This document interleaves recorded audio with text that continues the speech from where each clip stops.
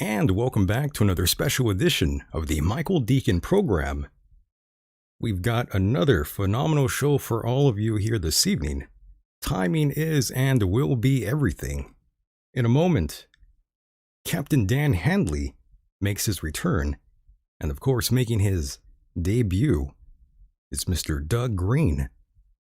Mr. Hanley was terminated by United Airlines in 2003 for speaking out on issues surrounding 9/11. Captain Greene is an American veteran held hostage by a broken U.S. justice system who was forced overseas after being denied his day in court. Stick around after the interview. We have some rather disturbing audio to share with all of you out there. You don't want to miss it. If it's true, we have a bombshell on our hands, folks. Now let's get down to business and bring in our guests. And I believe everyone is ready. Mike, are you with us? Hello. There he is. And Dan, are you out there? I'm here, Michael. Thank you for having me on the program again. No problem. And of course, we do have Mr. Doug Greene. What's going on, Doug? Hi, Michael. Doug Greene. It's nice to be here with you. Very nice, very nice. Gentlemen, I'm so glad all of you are here. And Doug and Dan, I must say, this is a confession. You both are not here by accident. I picked this date specifically because of Osama bin Laden. It's the reunion. So this was no coincidence. I mean, I brought you here for a reason, no doubt. And the date says it all, Captain. Yeah. Oh, yes. I didn't realize that. Oh, yes. Timing is everything. So, gentlemen, thank you so much for being here. I've been looking forward to this, as always. We've got a full house, ladies and gentlemen, plenty of ground to cover. And, of course, I wanted to start with a brief introduction with both of you gentlemen. And let's begin with Captain Dan Hanley. Dan, let's start with you. Tell us a little bit about yourself and how you sort of got into this web of drama, my friend. Okay, well, I've been on the program before, so some of you may have heard all this before. Right. But for those of you who haven't, I was a pilot my entire working life. I commenced flying over 50 years ago in 1968 at age 19, first as a civilian, where I acquired my private commercial instrument and multi-engine rating by 1970. Finished college, and in 1973, with the Vietnam War still raging, I had to make service plans, so I chose naval aviation. And over the next 10 years, I flew the four-engine turboprop P-3 Orion that was used by the U.S. Navy to track Soviet submarines during the Cold War. In 1978, I was hired by United Airlines as a pilot, and over the course of the next 25 years, I flew 7 different aircraft. So all total, over a 35-year career span, I flew 15 different aircraft, accruing over 20,000 flight hours. As you mentioned, and we can talk about it later, Michael, I was illegally grounded as a pilot, as Michael had mentioned, and Right. we can talk about specifics a little bit later. Michael, would you want me to go on and talk about what I currently serve as right now, or would you want to bring Doug on? Oh, continue for a moment here. It's okay. We have lots of time. Okay.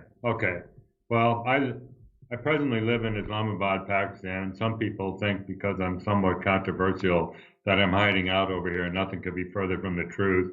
I met, fell in love with, and married a Pakistani in 2010, and have lived here ever since. But I currently serve as the director and international public spokesperson for a global grassroots effort called 9/11 Pilot Whistleblower, and we got a website at 911pilot.org and a YouTube channel at 911 Pilots if you want to check that out.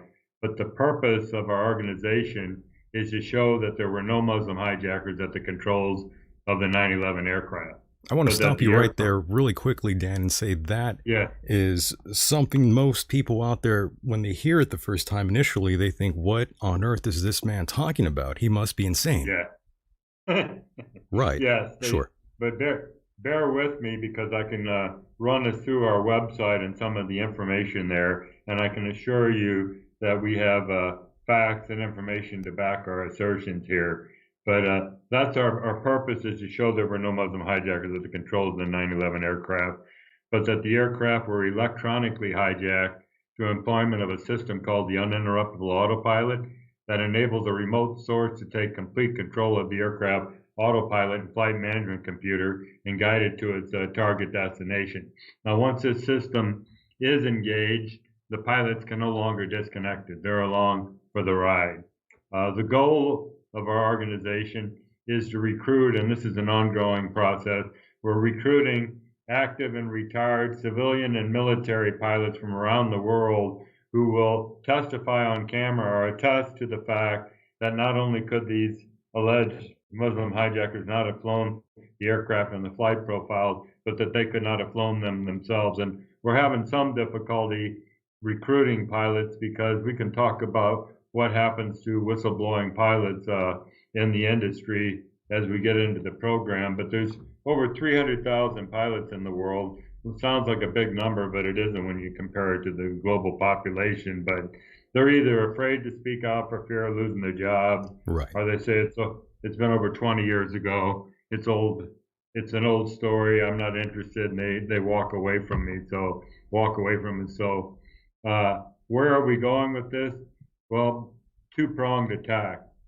There's a group called the Lawyers Committee for 9/11 Inquiry, and they got together with the largest whistleblowers in the world and compiled 57 evidence packages and presented it to a U.S. attorney in New York, forcing him to convene a grand jury investigation into their allegations that World Trade Center buildings 1, 2, and 7, and yes, there was a third building that came down that day, were brought down by controlled demolition and not by jet aircraft impact damages or the fuel fires that ensued. So where is that right now? The Department of Justice is trying to stonewall them big time, because it's an open closed case. It's a slam dunk.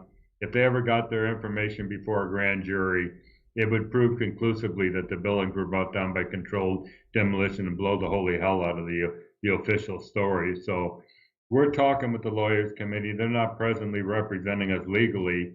They told us that we're in the dugout right now, waiting our turn in bad. But that's our intent, is to compile this testimony from pilots and other evidence and submit it to a U.S. attorney so that we can force a grand jury investigation into our allegation. And then this is part of the reason I wanted to come on, Michael, briefly, to talk about the FAA and what's happening. In August, on behalf of the organization, I filed a whistleblower report via the FAA hotline. It was an electronic submission, and I included a lot of information to back our assertions and regarding the uninterruptible autopilot. And I got an email receipt acknowledging they had received my report, and I thought, good, I got my foot in the door. And about a week later, I get an email from an FAA aeronautical engineer in Seattle who said that he was going to be my point of contact, and he wanted to set up a conference call with him and another gen and myself the next day. Well, long story short, the next day he cancels on me and saying that they didn't realize the depth and breadth of the information that we had provided them with. So I responded with that email with additional information and called the guy and talked to him for about 10 minutes. Nice guy, but he was very tight-lipped, didn't want to say too much. Well, that was the last conversation I had. He didn't respond to any emails. So I wrote his boss in Washington, D.C., who didn't respond to me, but turned it back over to the FAA hotline. The FAA hotline turns around and sends me an email saying, quoting 2 FAA whistleblower reports by number, saying that this has already been addressed, and that the system, they wouldn't even refer to the uninterruptible autopilot. The system you're addressing is no longer in the airplane. Well, I did a Freedom of Information Act request on the 2 whistleblower reports. One of them didn't exist, and the other one was totally irrelevant. So, we're getting stonewalled by the FAA. Not surprising, because we believe we're right over target with our story regarding the uninterruptible autopilot. So a couple of weeks ago, I sent certified letters to the Director of National Intelligence, the Secretary of Transportation, the Attorney General, and the FBI Director, certified mail, requesting that they join us in this investigation. And I pointed out that we were currently being stonewalled by the FAA. So we've got a petition out there. It's not on our website yet, but we're trying to get people to join us on our website and sign the petition. But that's where we are with the Lawyers Committee and the FAA. But real quick, I'm almost done here. If you go to our website at 911pilots.org, you'll see that we cover the differences in size between a Cessna 172 that the hijackers trained in and a 767. Photo comparison of the cockpit differences of the 2 aircraft. We do a profile on the hijackers, and then if you go to a remote control page, it goes into detail about the history of remote control aircraft. And if I could, I'll just real quick over what's on that page. Most people say, you're crazy, you can't remotely control a large commercial jet aircraft, but they will be surprised to discover that over 75 years ago, in 1944, at the close of World War II, the U.S. military launched Operation Aphrodite in Europe, where they gutted out old B-17s to lighten the weight of the aircraft and loaded them with 30,000 pounds of a highly incendiary compound called Torpex. And pilots were required to make the takeoff, but once they got airborne, they bailed out of the airplane, and these airplanes were remotely guided to targets in Europe. Now, that was over 75 years ago, and we only cite 2 examples on the website, but there's many more. But if you jump ahead 40 years to 1984, NASA and the FAA conducted a joint crash test experiment using a large 4-engine commercial jet, a Boeing 720, loaded with crash dummies and cameras, because they wanted to test crew and passenger survivability in the event of a crash landing. What they did was took off this 4-engine jet by remote control flew it around the pattern 6 times in auto landing, and before they intentionally crash landed it. We got a film of it on there. Now, if you jump ahead to the mid-90s, this system that I mentioned at the beginning, this uninterruptible autopilot system, we have proof that this system was developed in the mid-90s prior to 9/11. And it does exactly what we were talking about. It takes control of the autopilot and flight management computers and can remotely control the aircraft to guide it a course, altitude, and speed into any target they have programmed into the system. So there's a 45-minute audio recording of an interview of an avionics technician named Wayne Anderson, that he actually worked on this system in 1996 and 97, and he goes into detail exactly what it does. So if you look, Doug, the other guest on the program, was one of the pilots we interviewed, and I wish I could play some of the pilot interviews right now, just so you could hear their testimony as to why it was impossible for these inexperienced pilots that flown the aircraft, and we can talk about that a little bit later. So I'm almost wrapping it up here. I'll just point out I'm retired. I just turned 72 years old, and people say, "Why are you still doing this? It's 20 years ago. Let it go." But I'm sorry, there's never been an investigation into 9/11. It's the largest crime ever committed on American soil in its history. And people think the 9/11 Commission constituted a criminal investigation. It did not.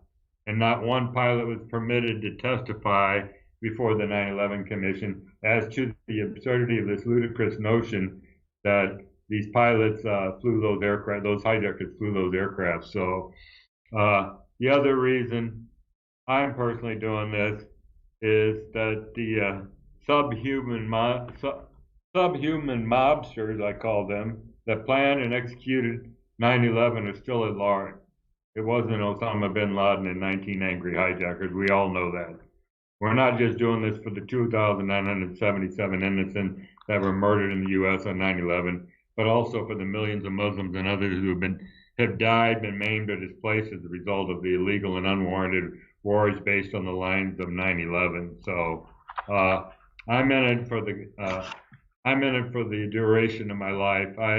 I feel like it's such a heinous crime, and so many people have suffered that I have to speak out. So thank you for giving me time to say all that, Michael. Understood. And before we throw it to Doug, Mr. Doug Greene here, I did want to ask you one question, Dan, and I'm pretty sure I know the answer, but of course you were terminated by United Airlines in 2003.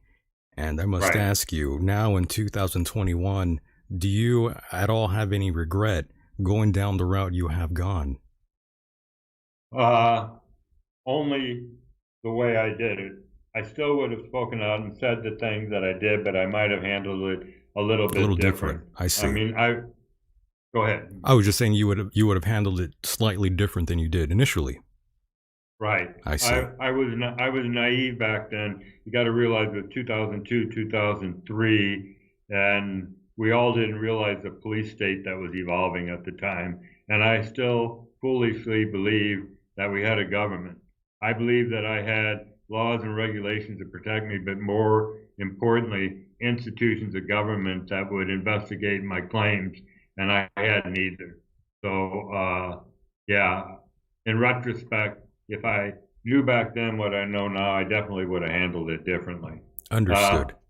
And one more thing I want to mention, Michael, if people want to know details rather than go into a lengthy expose of what happened to me in 2003, if you go to our website at 911pilot.org, there's an About Dan Hanley page. If you go to that and scroll to the bottom, there's a lengthy affidavit that goes into detail about the hideous way they got rid of me. Oh, yes. It's a very similar tale for lots of folks out there who step out there and let their voice be heard on certain subjects. I think Doug was talking there. I'm sorry if I cut you off. No, I or was said, that Mike? No pun intended when he said something hideous happened. Oh, yes. No pun intended. Right. Sorry, I know it was a serious moment. I didn't want to break the ice too badly. Very nice. Very nice. And of course, we do have Mike Hideous here, the co-host of the program. We love Mike A lot here, of course. We appreciate Somebody him. does. Yes, we appreciate you here, Mike. Go ahead and say hello to everyone. Hello, everyone. You guys can say hi. It's okay. Don't worry. He's not going to bite you. It's okay. Very nice, but yes. It's good. It's all. Everybody knows who I am on this show by this point, so it's all good. Very nice. And, of course, the birds are singing in the background. Love that. And, Doug, are you with us now? I am. There he is. And, Doug, as a preamble, I want you to sort of walk us through your background a little bit, of course, and tell us your recollection of the morning of 9/11, of course. Well, we have this conversation. Always fun to sort of highlight that, as everyone's morning was pretty chaotic. Go ahead, Doug. Yes, it was. That's for sure. Let me just give you a little background in my history. Yes, sir. I'm originally from Michigan. I grew up there as a child, and then I went into the Air Force in 1980. And I initially went in as an air traffic controller. And after I was in the Air Force for 4 years, I got out of the Air Force.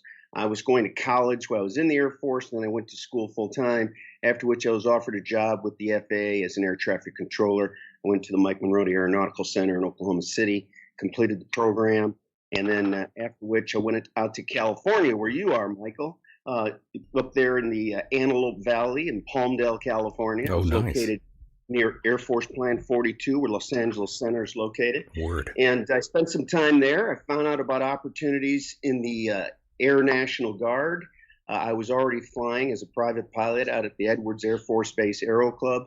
And when I found out about opportunities to go back into the Air Force and to go to officers training and pilot training, I immediately took advantage of that. I went to Vance Air Force Base, and I checked out as a distinguished graduate from both officers training and pilot training. And then I went on to my primary aircraft in the A-37 light attack airplane. I flew the A-37 for about 4 years, after which I transitioned to the C-130 Hercules, and I was stationed at units all over the country, and I spent time overseas in Central and South America, Panama Air Force Base, in Germany, flying NATO exercises all across Europe and other parts of the world. And so I had an extensive I had an extensive time of service. I was actually in the Middle East. I was stationed at Prince Sultan Air Base in Riyadh, Saudi Arabia. I was stationed at so many different places. Wow. It would take a long time to highlight all those. But nonetheless, I was also working contemporaneously in the civilian community as a pilot. Once I had enough flying time, I initially got a job flying a Learjet, a Lear 23, flew Falcon 20s after that. And then I was hired at United Parcel Service. And that's why I'm in this fight, to restore some sense of justice and reality to a world that we were all naive, we all are naive sometimes in believing in, and our sacred institutions and regulatory agencies to only find out that they don't exist. And after 22 years of service in the Air Force, serving to defend to protect the security and freedoms of the American people, I was greatly disappointed to see that these institutions are just a notion and they don't exist. But nonetheless, at UPS, I flew the DC-8 as a flight engineer, a first officer. I also flew the Boeing 747, 100, 200. I transitioned to a captain on the Boeing 757, 767. I flew the Boeing the MD-11, and who was acquired by Boeing at some point when the two companies merged. And then eventually I transitioned to the Boeing 747, 400. And then in 2013, I had been targeted by UPS because I was against the corruption of the union, supporting the company against labor, and they're embezzling millions of dollars of membership dues to support the company's labor containment program against the pilots. And so therefore, because I used a four-letter word called ALPA, Airline Pilots Association, I got a target on my back since 2011 at UPS, and UPS managers affirmed that to be true. And so I was constantly living in fear for my job. And in 2013, after they built a fraudulent case against me, manufacturing false facts and coercing pilots that were involved in the substance abuse program that had undisclosed DUIs to the FAA and other pilots that had sold tens of thousands of dollars in fraudulent moving expenses to lie about me, I have irrefutable proof, evidence beyond reasonable doubt that all of this is true. I have depositions, I have audio files, I have 6,000 pages of discovery that was withheld from us until 24 hours before an arbitration hearing on purpose. And so they basically set me up very similar to the way they tried to set Dan up, except I wouldn't entertain it. So they fired me for insubordination after 20 years of service. And unfortunately, this corporate culture at UPS has existed for quite some time.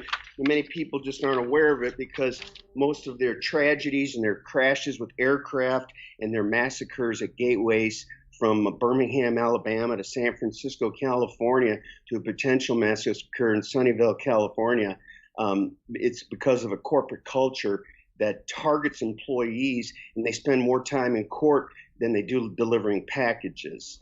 And unfortunately, they are the law. I've come to realize they are the law. They own the law. They're Mitch McConnell's fourth largest dark money donor, and Mitch McConnell's the grand master.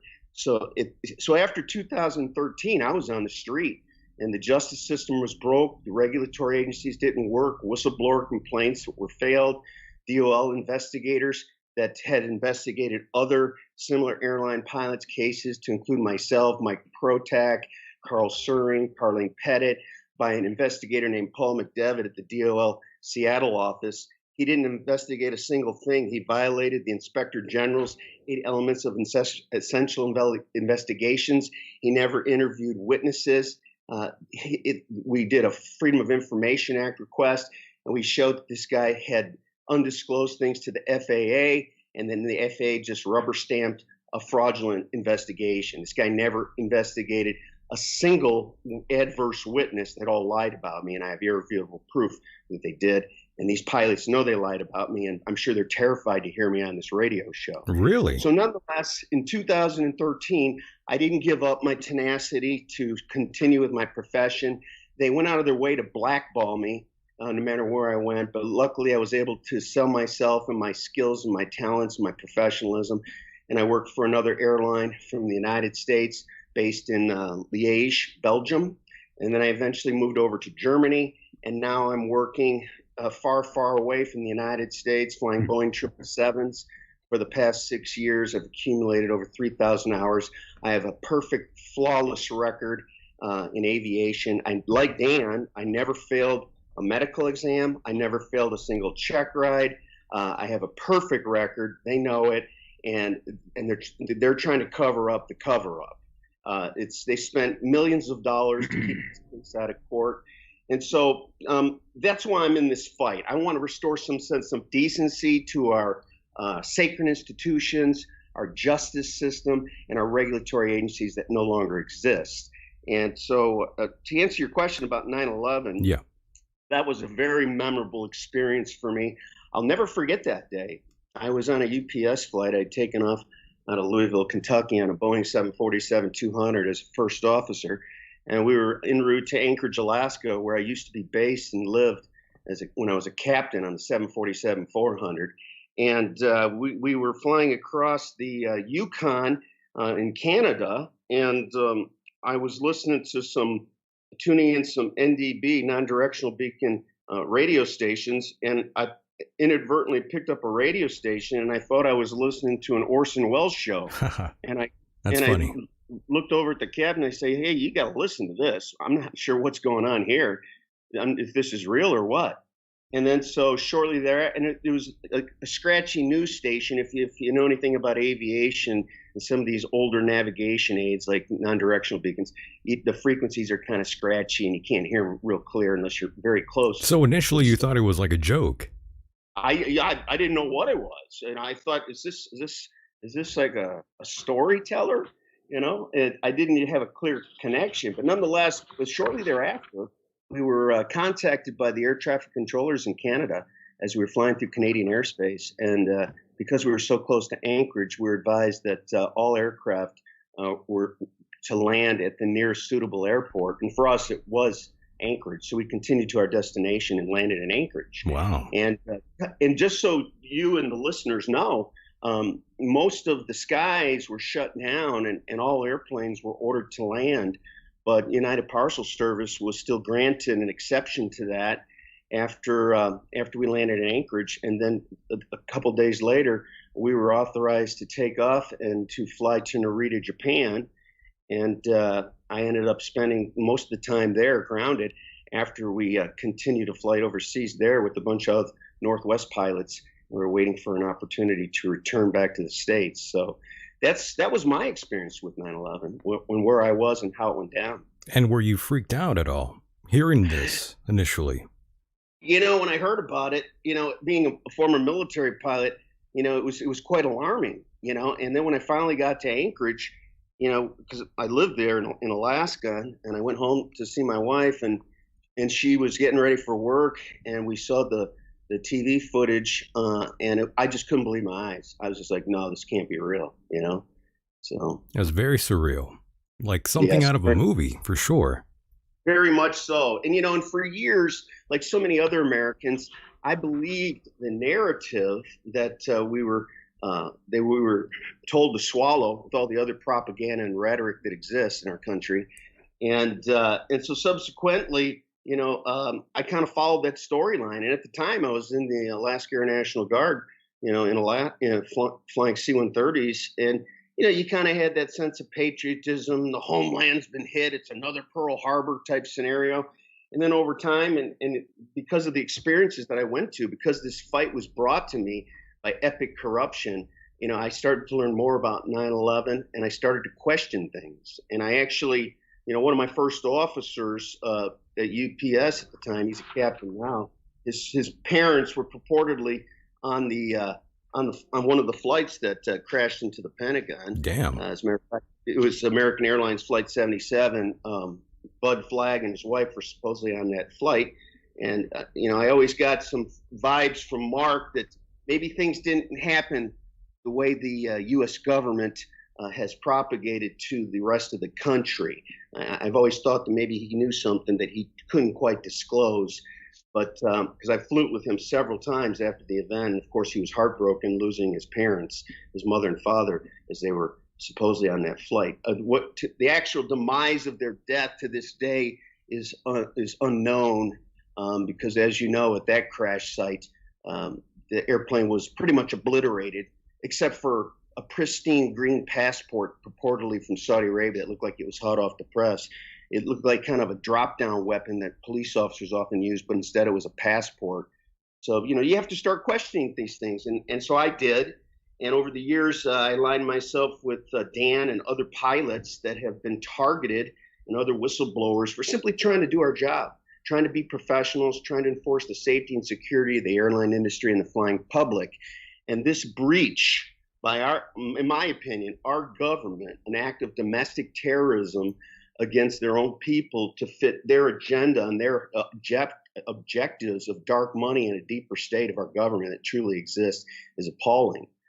As a matter of fact, when I talked to one of my colleagues who used to be a mission commander of the Air Force Thunderbirds, he kind of said to me after 9/11, and he was my first officer at UPS on the 757, 767, MD-11, and the 747-400, and he was a witness at the trumped-up arbitration hearing, a character witness on my behalf, and he said to the arbitration hearing that, what are we doing here?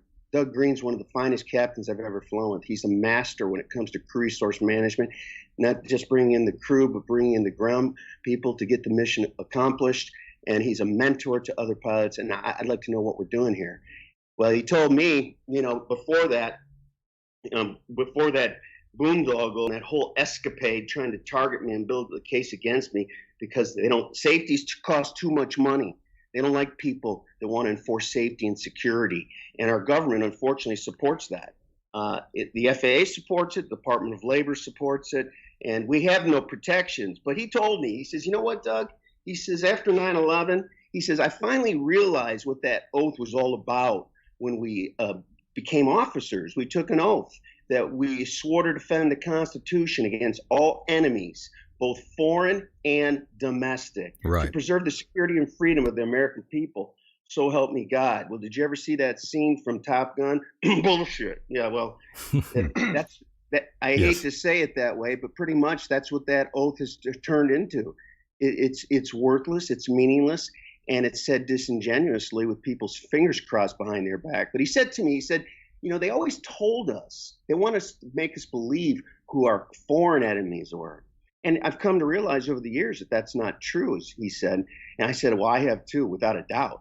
But he said they never really told us who the domestic enemies were. Right. He says, but now I know. It's our own government. There's always two sides of every story, and we are rarely ever told the truth. I mean, we still don't have all the facts with 9/11 or JFK, just to mention the two major ones. We still don't have all the files out there for the public to see. The ones that protect the Saudi Arabians. Right. Well said. We'll continue in a moment here, but just to cut you off there, Doug, and everyone else listening to this, those that are just listening to this via audio, those on YouTube are now seeing a giant photo of Bush being told about the World Trade Center, and he has that face of shock and disbelief in his eyes. I'm sure everyone remembers that when he was reading to that classroom. You remember that, boys? Yes. Oh, yes. I do. Yeah. Oh, yes. Mike, let's start with you. You recall what went on that morning, correct? Obviously. Oh, I sure do, yeah. I wanted to ask a question to the captains. Jump in there. Go in there, Mike. I remember hearing somewhere when Trump was in office, I remember hearing somewhere that there was some possibility that he was going to reopen the investigation for 9/11. Do you think that was true? And if it was, do you think it had anything to do with the possibility that that may be one of the reasons that the other politicians hated him so much? Is there any association with his being in commander in chief and considering opening up the files again on 9/11, and then if they were corrupt, that it would have really set off a major chain link of catastrophe with everybody just going. I don't remember exactly the wording of the statement he made, but he said something like, we're going to get to the bottom of who is responsible for 9/11, which intimates that he's going to open an investigation. But whether or not that's why politicians ran away from him, I don't know, because any politician in office that would stand up and say that the 9/11 story is a lie just committed career suicide, if not literally suicided himself, because they'll wind up like Kennedy. Right. My point exactly. Yeah. Well said, Dan. I agree. And just to make it clear up in front, for me, I'm not a partisan person. Yes, sir.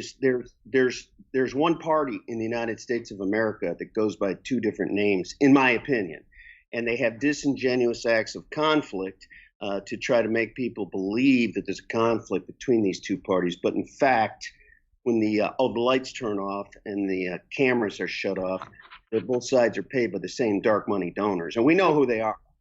Captain Greene, I got to interrupt you on that. Sure. Are you saying, all right, so I understand what you said, that Democratic and Republican parties are one and the same. I've heard that before, but you got to ask yourself, based on what we went through for the last 4 years, do you really think that Trump, was part of that? I mean, you got to admit, this is a guy who came in and shook the board, who took all the players and threw them up in the air, the chessboard, if you will. And it is my personal opinion, I sincerely believe that it is a result of his rebellion, so to speak, for lack of a better term, that they were scared shit. And I cannot think any other way that he was a part of a two-party, one system, if you will. I mean, you're not saying that about Trump, are you? Because there's no way he was associated. Let me answer your question on that. Please. The bottom line for a lot of people in this world that we live in, they have a go along to get along mentality. Now, in some instances, they'll oppose the system if it benefits them. I think Donald Trump indeed did rattle a lot of cages, and he did say and do some things that made the deeper state of our government stand up and get their attention. and he did know how to do that. But unfortunately, the Grand Master, the magic man behind the curtain, was Mitch McConnell. It always has been. And right now he's been slightly neutered, but he still has a lot of power. The puppet master, yes. Yeah, he's the Grand Master, but Trump was his puppet. Oh my! And he basically followed the playbook of whatever Mitch McConnell gave him.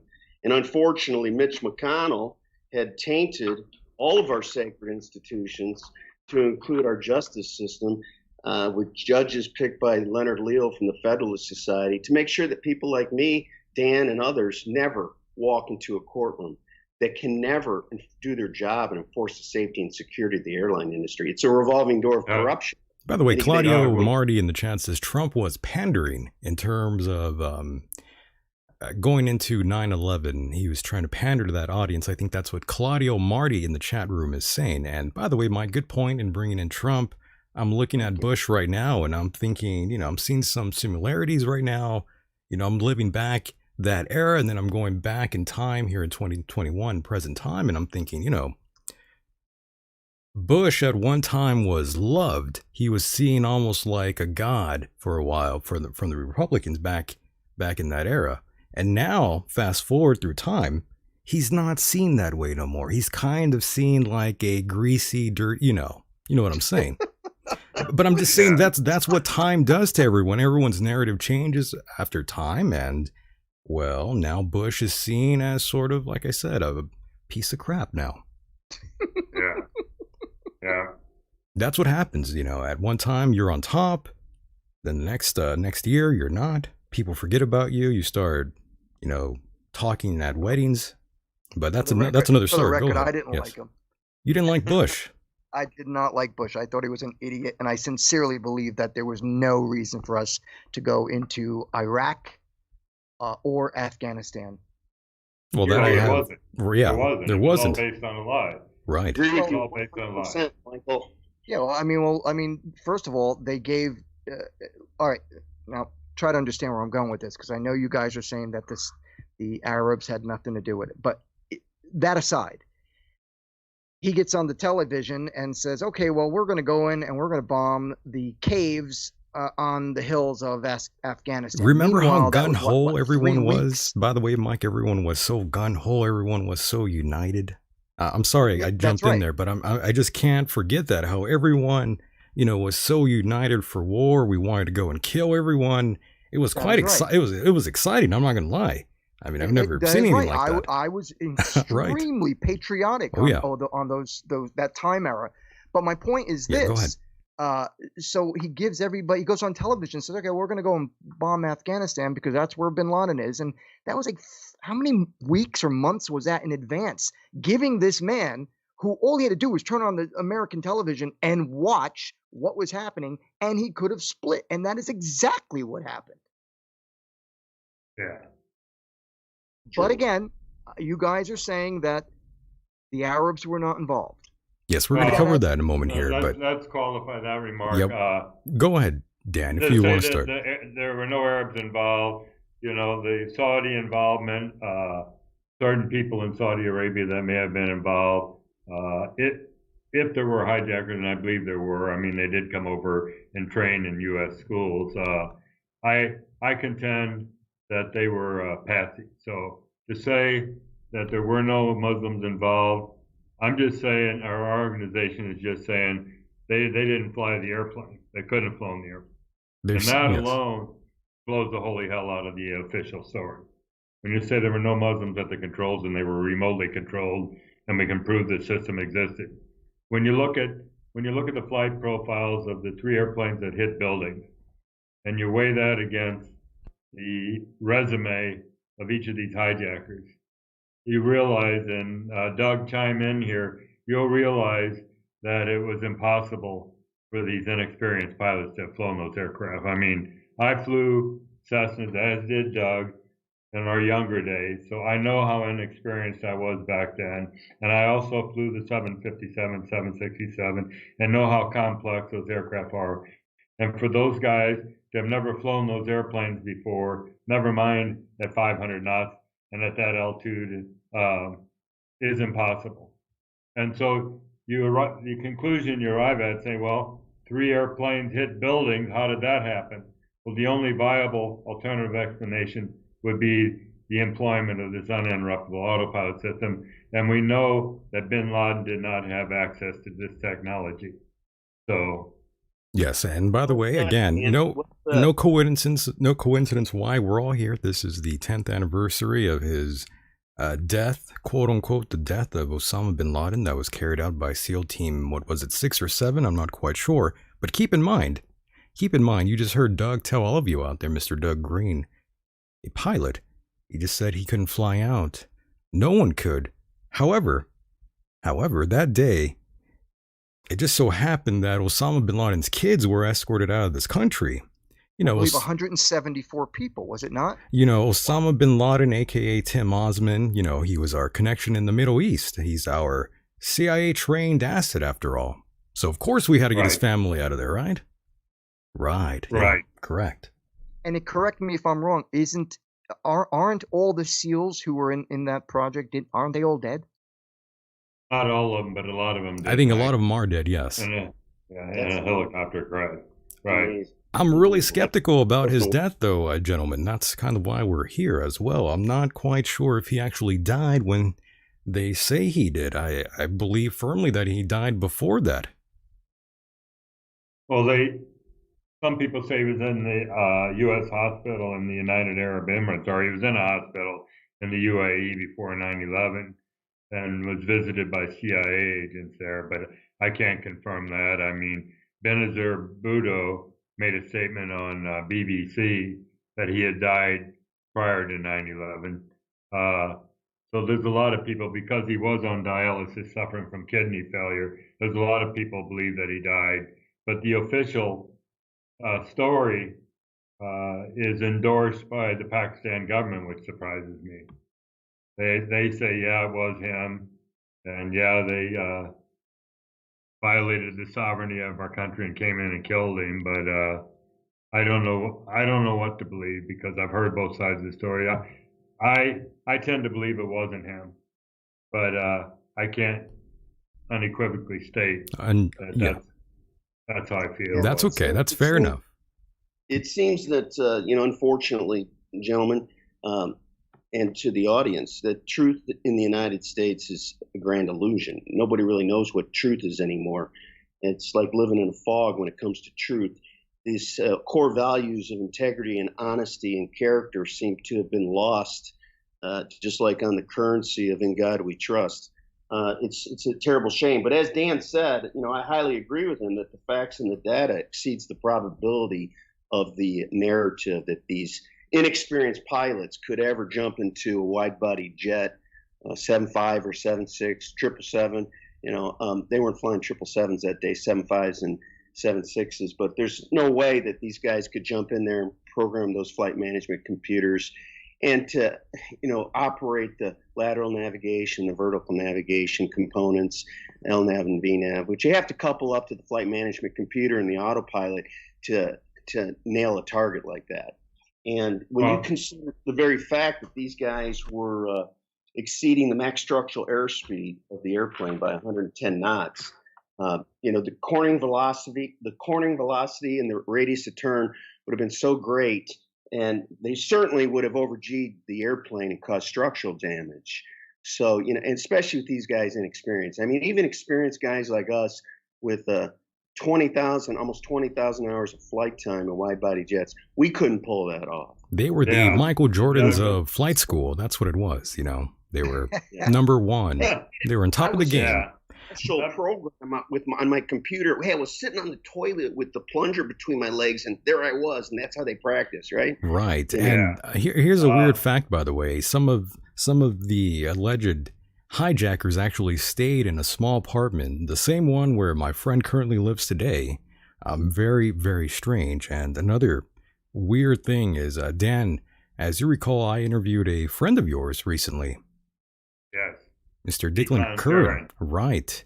And of course, as I was researching some of the work that he's done, I remember seeing a quote by the long-time serving former Malaysian Premier Mr. Mohammed, saying that Arab Muslims are incapable of carrying out the 9/11 attacks. Yeah. Well, if I could just real quick interject here. Go ahead. The Pentagon profile. Yes. Okay. Hani Hanjour was a 29-year-old pilot from the UAE. I'm sorry, from Saudi Arabia. Okay.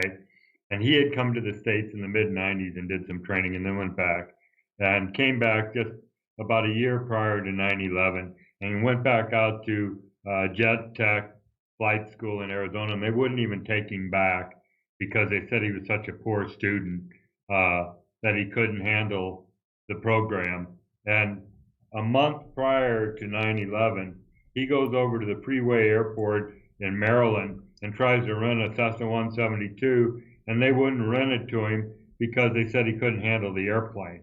Now, if you look at this Pentagon flight profile, American 77 took off from Dulles heading west, got out west of the field and made a U-turn, coming back in a descent, and at 7,000 feet starts this corkscrew 330-degree descending, accelerating turn to arrive precisely at the surface at over 500 miles an hour to strike without hitting the surface, to strike the Office of Naval Intelligence. Now, this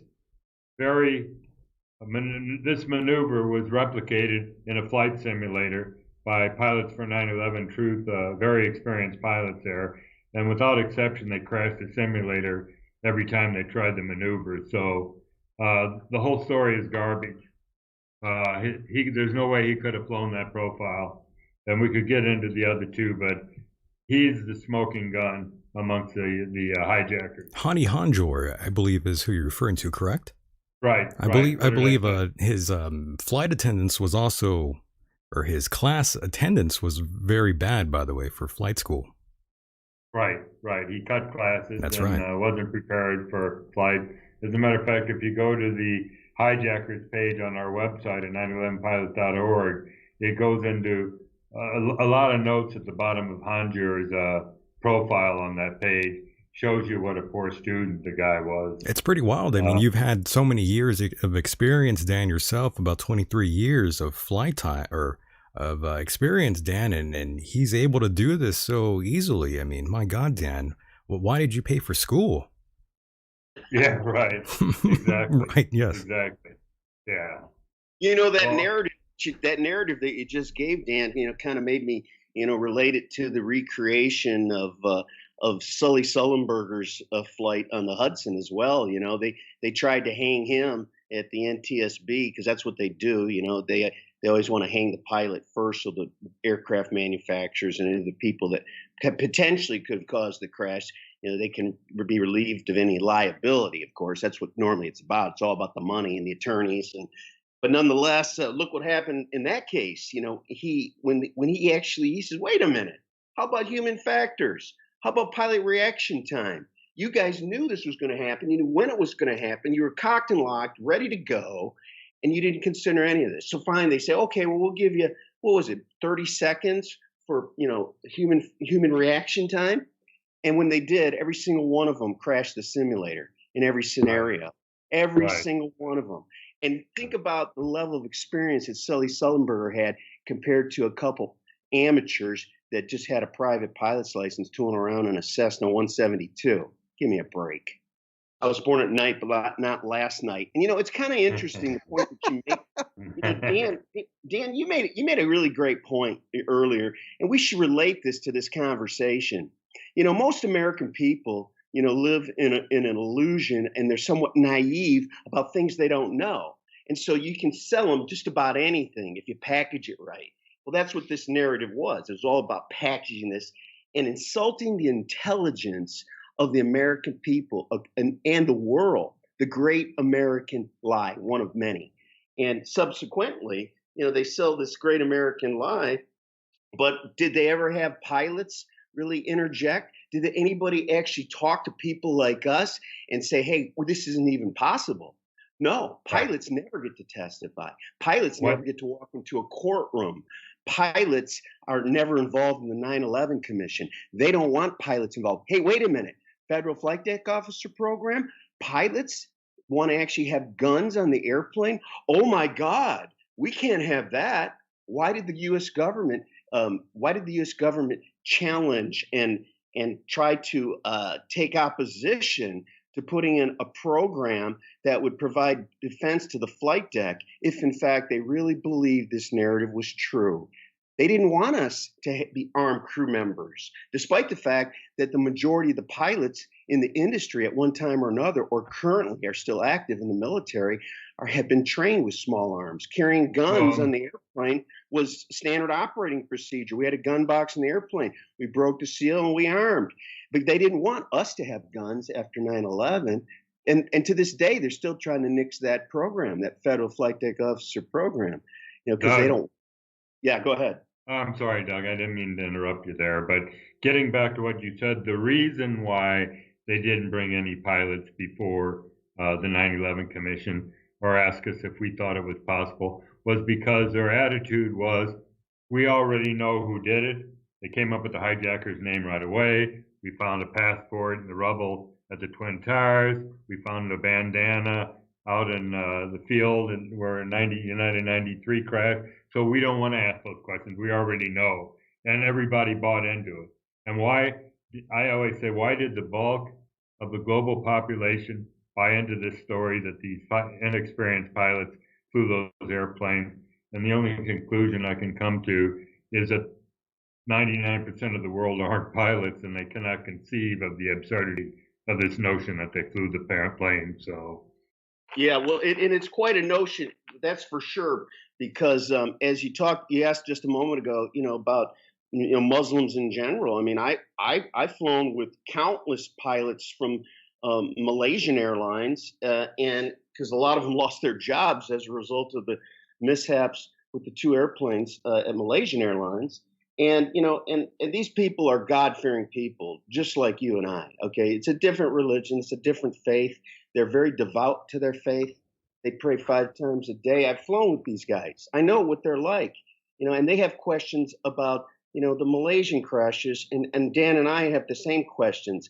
And I think there's evidence out there that strongly suggests that there was foul play in both those mishaps, just like in the 9/11 event. And without a doubt, I've studied it extensively. They all connect. They all connect somehow, Doug. Yes.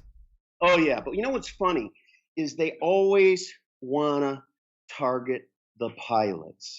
They always want to put the blame on the pilots.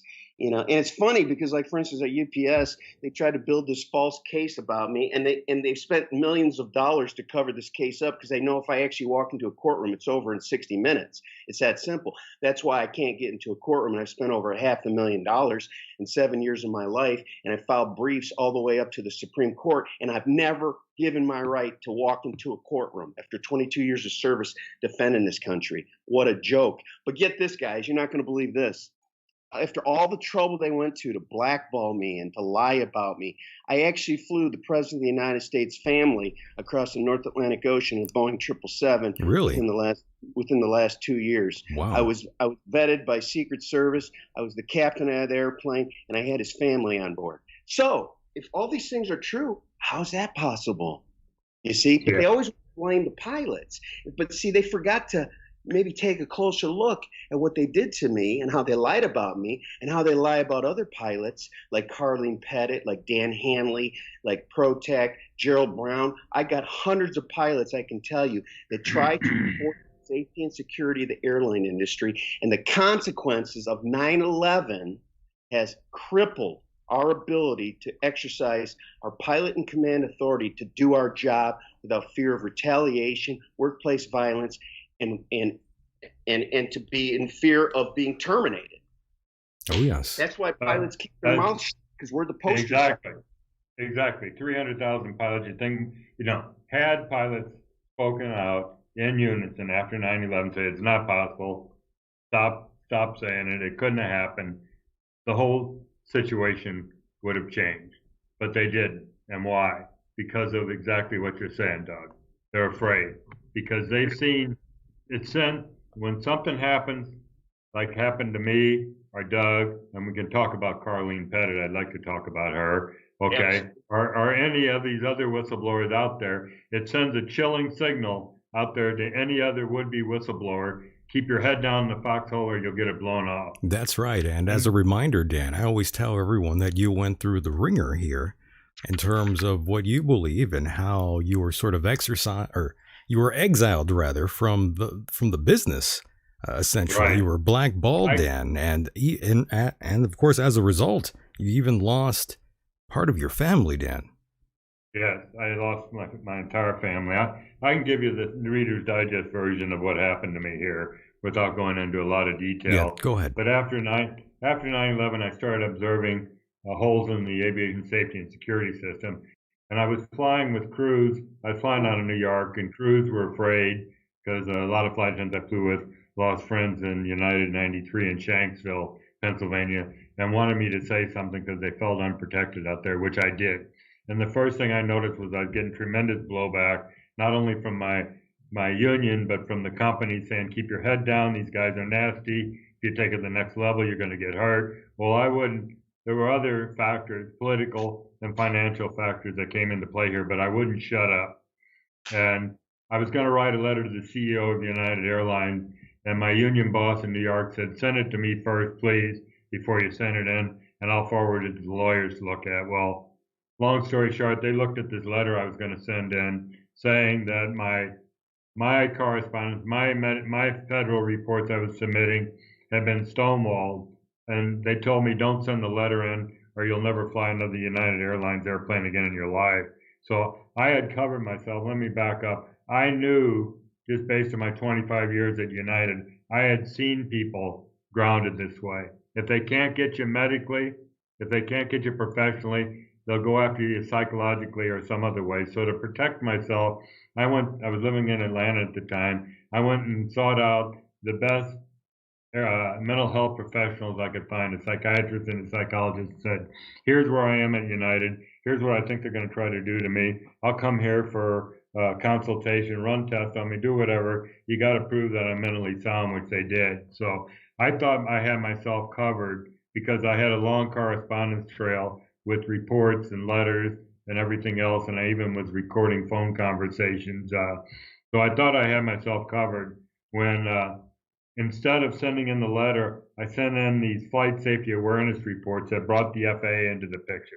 Because up until that point in time, I was keeping it in company. And once I did that, I was immediately pulled out of schedule without cause and told I had to go up to New York to talk to my chief pilot. But the union said they wouldn't represent me. And the company said, you can't bring any attorneys in. And I said, no, I'm out on a limb here. I haven't done anything wrong. I need my attorneys present. Well, we were at an impasse, and I was still being paid at this point in time. And my chief pilot goes out to Denver. He's at the pilot training center, and he runs into the chief flight surgeon at United, who said, is Hanley one of yours? My chief pilot said, yes. And he said, I'll tell you what he said. He said, put the son of a bitch on sick list. And I hadn't seen an aeromedical professional. I had nothing wrong with me at all. So they put me on sick list.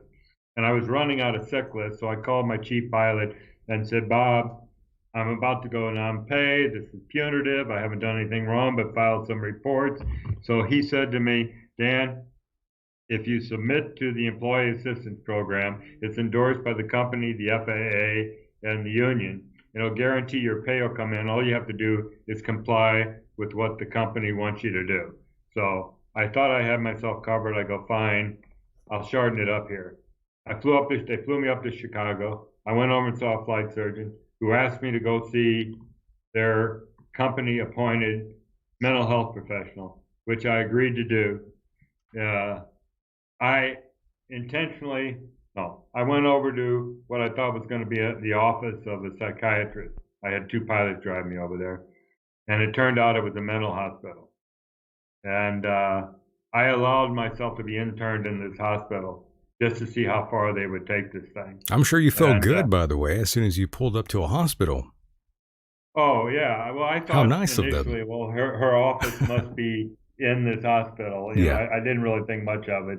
And wow. I'm not going to go into detail because it's on that affidavit. Yeah, no worries. But they wound up grounding me, and I didn't exhibit any of the symptoms of being bipolar, if you know what that is, manic depressive, okay? I was only there a few days. They ran some tests on me.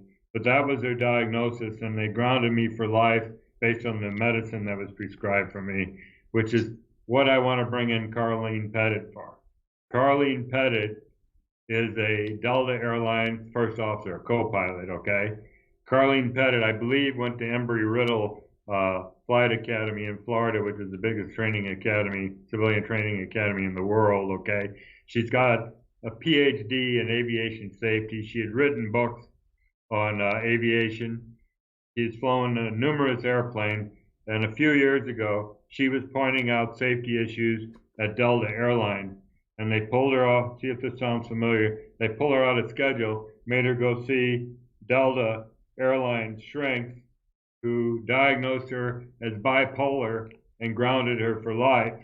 Well, unlike me, I couldn't get a lawyer to represent me. She got a lawyer to represent her and took this thing to court, and the judge ruled in her favor.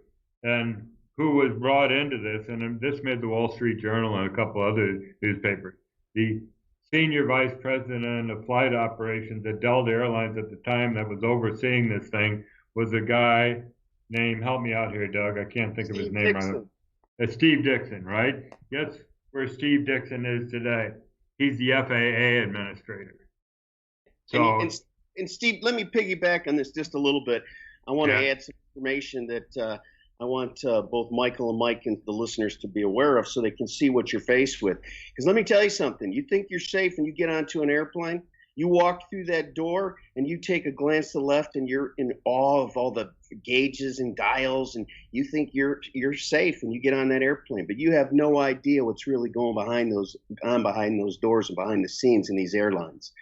The airlines are regulating the regulators. There is no more enforcement. And if you look at the CBS story, Tony Dopical, he interviewed recently, it was within probably about the last year, the story's still out there.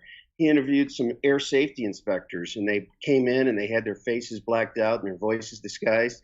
And he basically ran the story on how the actual air safety inspectors are being threatened with a termination, with discipline up to and including termination for actually doing their job, enforcing things. You got airlines like UPS that are falsifying FAA records. They're pencil whipping things. They're purposely passing guys in the simulator that should be failed. They're breaking the rules left and right. And you've got pilots that have DUIs undisclosed to the FAA. Michael Starnes is one of them. And I'm not going to say the other guy's name because they tried to get him to coerce him to lie about me. But when they found out that he never flew with me, they couldn't use him, but they were going to try. They sent an email to labor saying, hey, has this person ever flown with Greene? And he had never flown with me, but they wanted to find out because he had an undisclosed DUI to the FAA that UPS helped cover up, just like they did with Starnes using the same attorney. But the point is, with Carlene Pettit, in her case, they basically abused the language in the contract. And keep in mind, guys, the collective bargaining agreement of these airlines is federal law under the Railway Labor Act. They're supposed to follow this law, but this is a lawless America that we live in. Laws, rules, federal rules of civil procedure, none of it matters. It's all eyewash. You got judges, throwing cases out, when he knows there's thousands of material facts in dispute, but he says there's none, and then he pencil whips a motion for summary judgment in favor of these large airlines, and they destroy the little guy that's trying to do their job to keep the flying public safe. Well, the language in the contracts, most of these airlines have a provision in there where they try to suggest that they have the autonomy to usurp federal law and to make a pilot using their nuclear option of suggesting that they have a medical problem. First, they said it was harassment with me. Right. And we caught them in the lie. They knew we caught them. We proved that they were lying. And then they says, well, we think that you might have a medical problem. And they says, and therefore, we have objective evidence that we want you to go to a company designated AME. Did you hear what I said, fellas? A company designated AME. I told them, go screw yourself. I said, I'm holding a first-class medical that's less than 30 days old. There's nothing wrong with me. I never passed the physical. And if you think I'm going to a company designated AME because you're basing your objective evidence is false statements coerced by the union out of pilots that had DUIs, you're out of your mind, especially guys that I never flew with. There's no way I'm ever going to do that. I filed a grievance, and my grievance was never heard by the union. They said, oh, we're going to put it at abeyance because we want to hear the termination grievance. Well, guess what? If they would have heard my grievance, they couldn't have terminated me, and they knew it. And that's why my grievance was never heard. And they tried to do that to other pilots after me, but I helped them tiptoe through the minefield so that they kept their jobs. John Hurd's one of them, and he was involved. He gave a testimony to the NTSB in the crash of UPS Flight 1354 in Birmingham, Alabama, an Airbus A300 that killed everybody. UPS loses a lot of airplanes. There's a lot of mishaps and a lot of problems, but nobody investigates what's really going on behind the corporate culture at UPS and in the entire airline industry. But what you should know with this loose language in these contracts that they have, there's also language that says anything in this contract that federal law does not support, federal law will trump, no pun intended, the contract language that they're trying to use to force pilots to go to a company-designated AME, Aviation Medical Examiner. Yeah. What happened in Carlene's case is they tried to force her. She basically gave an interview to an HR person about her safety concerns, and this HR person, she basically self-diagnosed her, and she's got no degree in the medical field, that she thought she needed to go see a company AME. It was all a setup, just like it was with me. But I didn't let them get that far because I wouldn't be flying today if I had let them do to me what they did to Dan. Okay, they would have ended my career, and I never got my medical back. But the thing is, what you need to know is the AME guide, the FAA AME guide, is the rule of law, gentlemen. And the AME guide is clear. It says nobody can authorize the reexamination of a certificate holder, somebody that holds a first-class medical, except for the FAA flight surgeon's office, and only if there's a reasonable basis to warrant the reexamination of the airman. But see, so you're going around the law, federal law, because they know if they send this garbage to an FAA flight surgeon's office, and then you actually get to go in and defend yourself against their false allegations, that they're going to lose. So they circumvent federal law, and they use this loose language in the contract, and then the FAA sustains it. And the FAA doesn't do an investigation because, like Dan said, you got these guys at the FAA, that are just like Dixon. Dixon was nominated by Elaine Chao. Elaine Chao is Mitch McConnell's wife. Mitch McConnell's the guy that pushed that confirmation through. That guy has no business being the administrator of the FAA. And his cronies, to include H. Clayton Fouché. Hey, whenever you hear that, fellas, when somebody goes by the first letter of their first name with a period after it, they're dirty, and they don't want anybody to know their real names. They're afraid of consequences for what they're going to do to people and hurt them. Well, H. Clayton Fouché, he should be embarrassed that he has to go by a letter rather than his first name. Amazing. We know what his name is. By the way, Doug, I got to jump in here really quick. He's just like these attorneys at UPS. E. King Poor. What parent names their kid King? That's but his name's Edward King. Yeah, I wouldn't never call another adult. I would never call another adult King. By the way, that's in the country that targets people. He targets labor. This H. Clayton Fouché, he's the FAA director of audit and evaluation, and then his little crony Vince L. Murray, his pencil pusher, he just rubber stamps everything. The DOL, John McDevitt. You should know he was the same Department of Labor investigator that invested my Air 21 whistleblower complaint, that invested Carlene Pettit's whistleblower complaint, and he dismissed both of our cases without complying with one of the 8 essential elements of the Inspector General audit for an essential investigation on a whistleblower complaint. This guy never interviewed a single adverse witness. He threw Carlene Pettit case. He threw my case. This guy's been hanging pilots for years, and I'm sure he's getting paid very handsomely for it if we follow the money. But the bottom line is, guess what else, fellas? Paul McDevitt, we believe, is directly related to John McDevitt, who's the former VP of all labor and HR relations for UPS. And we want disclosure if in fact there's a relation here, and they refuse to answer our question, just like everything else they refuse. You have no rights, but most Americans don't know this until they're confronted with a situation like Dan and I. And here we are, two former retired military officers who served our country for 22 years on my end and several years in Dan's, and thinking we were protecting the rights and freedoms of the American people. And our system is completely broke. It's a lie. We got kicked in the teeth. We get kicked in the teeth. Yeah, but they break all the rules. Doug, Doug knows a whole bunch of people this has happened to. Right. I know several myself, okay? It's not unique to just Doug and I and Carlene Pettit and a few others. There's a lot of people out there this has happened to. Absolutely. That's why they call it the nuclear option. It's the last resort they have for getting rid of a dissident pilot, and they use it. And with my story, I wasn't trying to get my job back.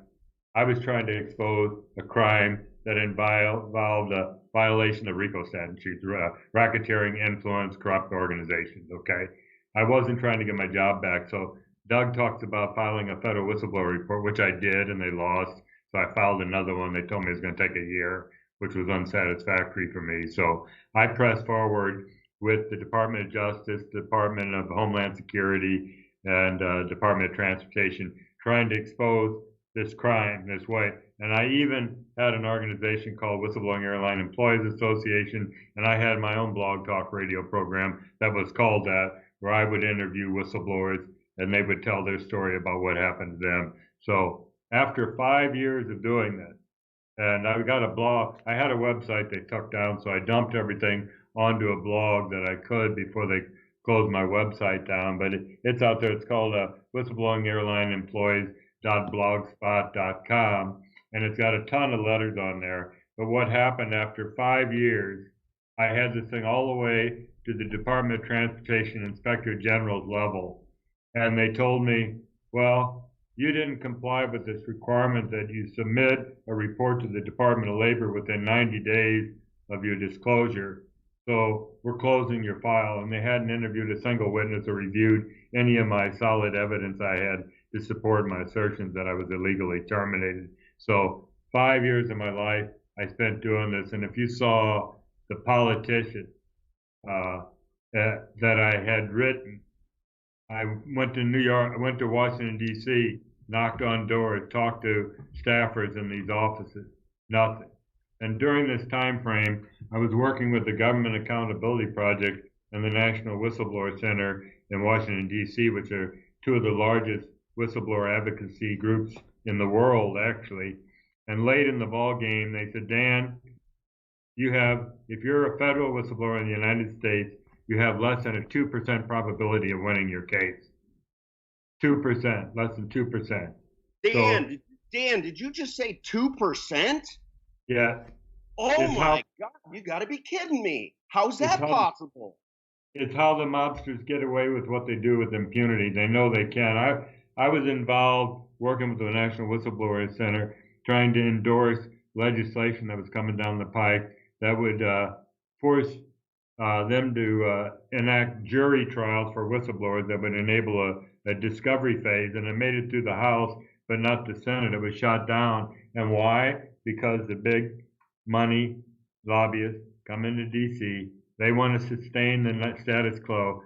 They don't want to change the whistleblower laws. They like it with just 2% probability of success. And that's how they get away with what they do. Of course. Well said, Dan. That's exactly right. And by the way, to tag on what Doug was saying earlier, by the way, about companies, I've always been about, I've always been against corporate corruption, and companies may have to pay fines and penalties, but of course, when they screw up majorly, it's very rare that a CEO goes to prison. Right. Well, you know, it's interesting that you say that, because I'm going to make a public announcement right now on your show and to the listeners to challenge the new CEO, Carol Tome of UPS. She's a former CEO of Home Depot. And I'm going to say to Carol right now, Carol, I know you're aware of my case. You're a new CEO. You are on the board of directors at UPS. I do believe that you're a woman of, I hope, of integrity and honor. I want to believe that. And UPS violated every single letter in their code of conduct. falsification of FAA records, accuracy in records, integrity, honesty, no retaliation policy. I've got the paper trail to prove it, and that's why they won't let me into a court of law. So guess what, Carol? Let me come see you. I'll fly to Atlanta, all the way across the North Atlantic Ocean. Fellas, I'm living in Germany now because that's the only place I feel safe, because my country has targeted me as a veteran and a 30-year professional flying wide-body jets flawlessly. And so I would love to come back to the United States, and I'd like to meet Carol in person. Let's sit down, Carol. Let's take a look at the evidence. Let's look at Jennifer Robbins, how she was tasked to build a case against me and coerce pilots to lie that had substance abuse problems. And give me a chance to present my case to you personally, to give you the opportunity to reinstate me to my position, make me whole, and set the example to the rest of the UPSers, like I was, a loyal UPSer. They even said during their trumped up hearings, hey, we don't have a problem with your ability, your piloting skills, and safety. It's your behavior. Yeah, my behavior. Your behavior. Captain Greene, you not for nothing, but you may want to actually reconsider the way things are actually going on right now in America. You might want to stay in Germany. I know, you might want to stay there.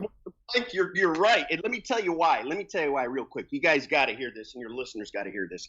18 U.S. code, if anybody's familiar with it, this is a criminal code in the United States, okay? And the rules are supposed to apply to everybody, okay? All of us. But see, and RICO, the RICO Act, falls under 18 U.S. code, like many other crimes. And subordination of perjury is a crime under 18 U.S. code. Perjury is a crime under 18 U.S. code. Subordination of perjury, for those that might not know what it is, it's basically when you encourage another person to knowingly lie, which the union and the company did. They put these guys that actually needed help, guys that had substance abuse problems, they used these substance abuse problems against them. The FAA knows what's going on. The FAA and the airline have a fancy acronym. It's called the Human Intervention Motivation Study Program, HIMSS, fancy acronym for substance abuse. And they use this program to coerce pilots to lie about their colleagues. And this is what UPS has done over the years. This is their corporate culture, hence the massacres at the San Francisco Gateway, the potential one in Sunnyvale, and the massacre in Birmingham, Alabama. But see, UPS, companies like UPS being the fourth largest dark money donor to people like Mitch McConnell, who's the one that has turned our courts into a cesspool of corruption across the district, circuit, and Supreme Court. I couldn't even get my case heard. I spent $10,000 just to have my briefs printed at the Supreme Court. Go ahead and read them. They're on my link for Truth Be Told at Twitter, and you can see them for yourself. I also sent them to Michael, but this is what you got to hear. So I file a case against this rigged arbitration to have the arbitration award vacated and have my case heard, and finally, have the opportunity to judge the credibility of known perjured witnesses, which is Federal Rules of Civil Procedure 56. I can quote to you Federal Rules of Civil Procedure. I'm a pilot. I shouldn't be able to do that, but you have to, living in the United States of America. Okay, because if you don't tell them what the law is, then and that they don't have jurisdiction, they'll do it anyways. And even when you do tell them what the law is, they don't care because they keep it within their little sphere of influence. Well, this is what happened. The district court with the Western District of Kentucky, which Mitch McConnell owns that state, and that's where the UPS headquarters is, he's got his group of corrupt judges there. They're all dirty and rotten to the core.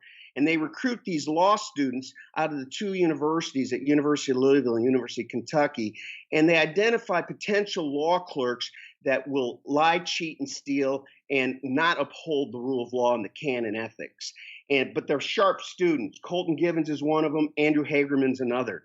And they recruited these punks, and they weren't even a thought in their parents' mind when I was over in Iraq and Kuwait and Djibouti and all over the Middle East, defending the security and freedom of the American people, putting myself in harm's way.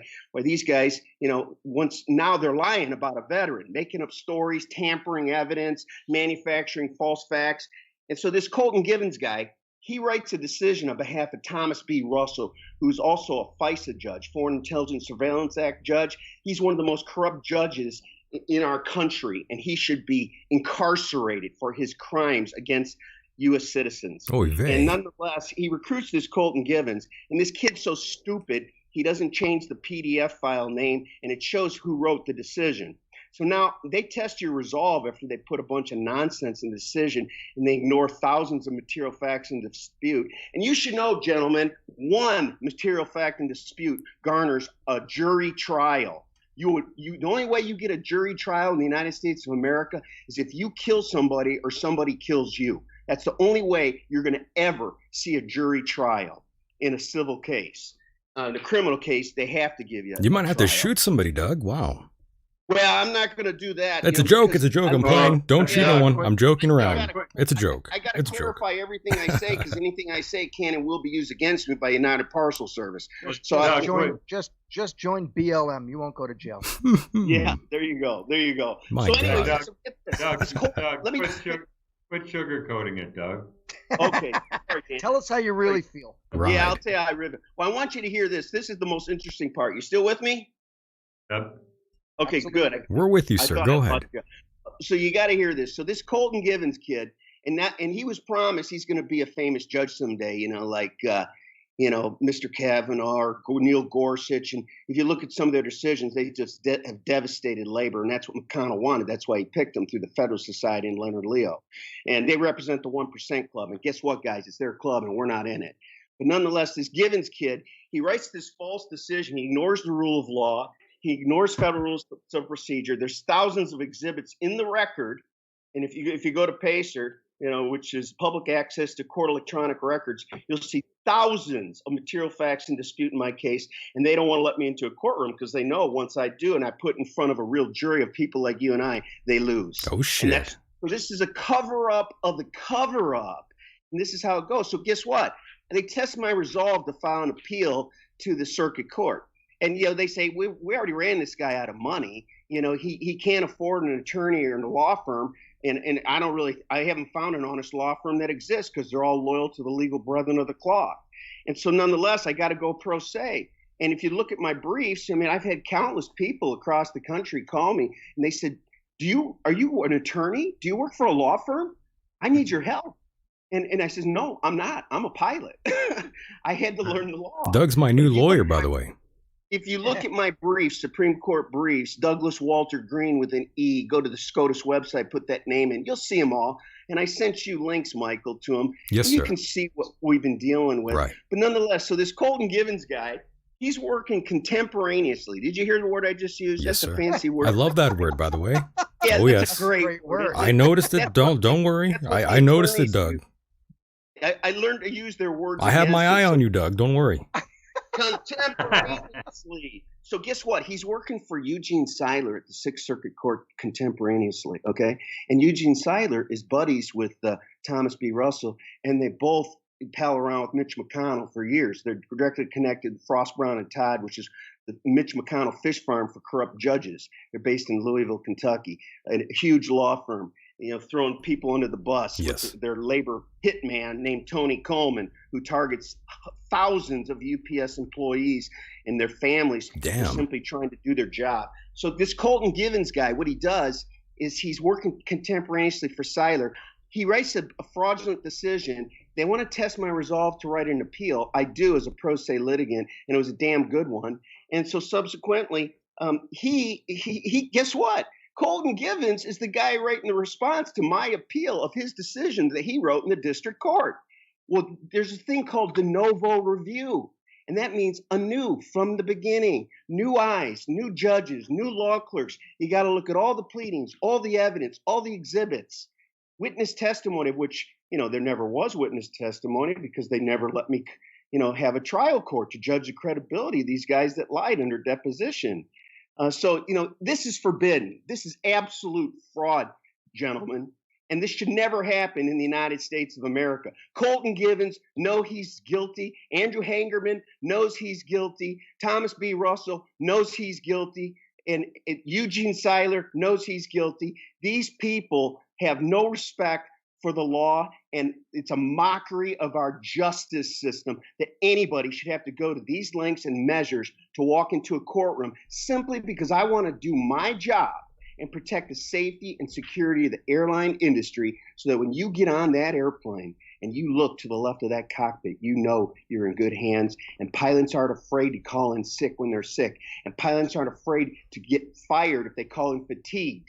Pilots aren't afraid to write up a systems malfunction on a hydraulic system because they want that thing fixed before they fly across the North Atlantic Ocean in case they lose a motor and they have to land at the nearest suitable airport. Wow. But when you do these things as a pilot in this airline industry in the United States of America, under the auspices of enforcement by the FAA, which we have an administrator that was inserted by Mitch McConnell's corrupt wife, former DOT Secretary Elaine Chao. I want my day in court, and I'm going to contact Pete Buttigieg at the DOT. I still have an active case on file with the Department of Labor. It's been sitting on ice for 6 years.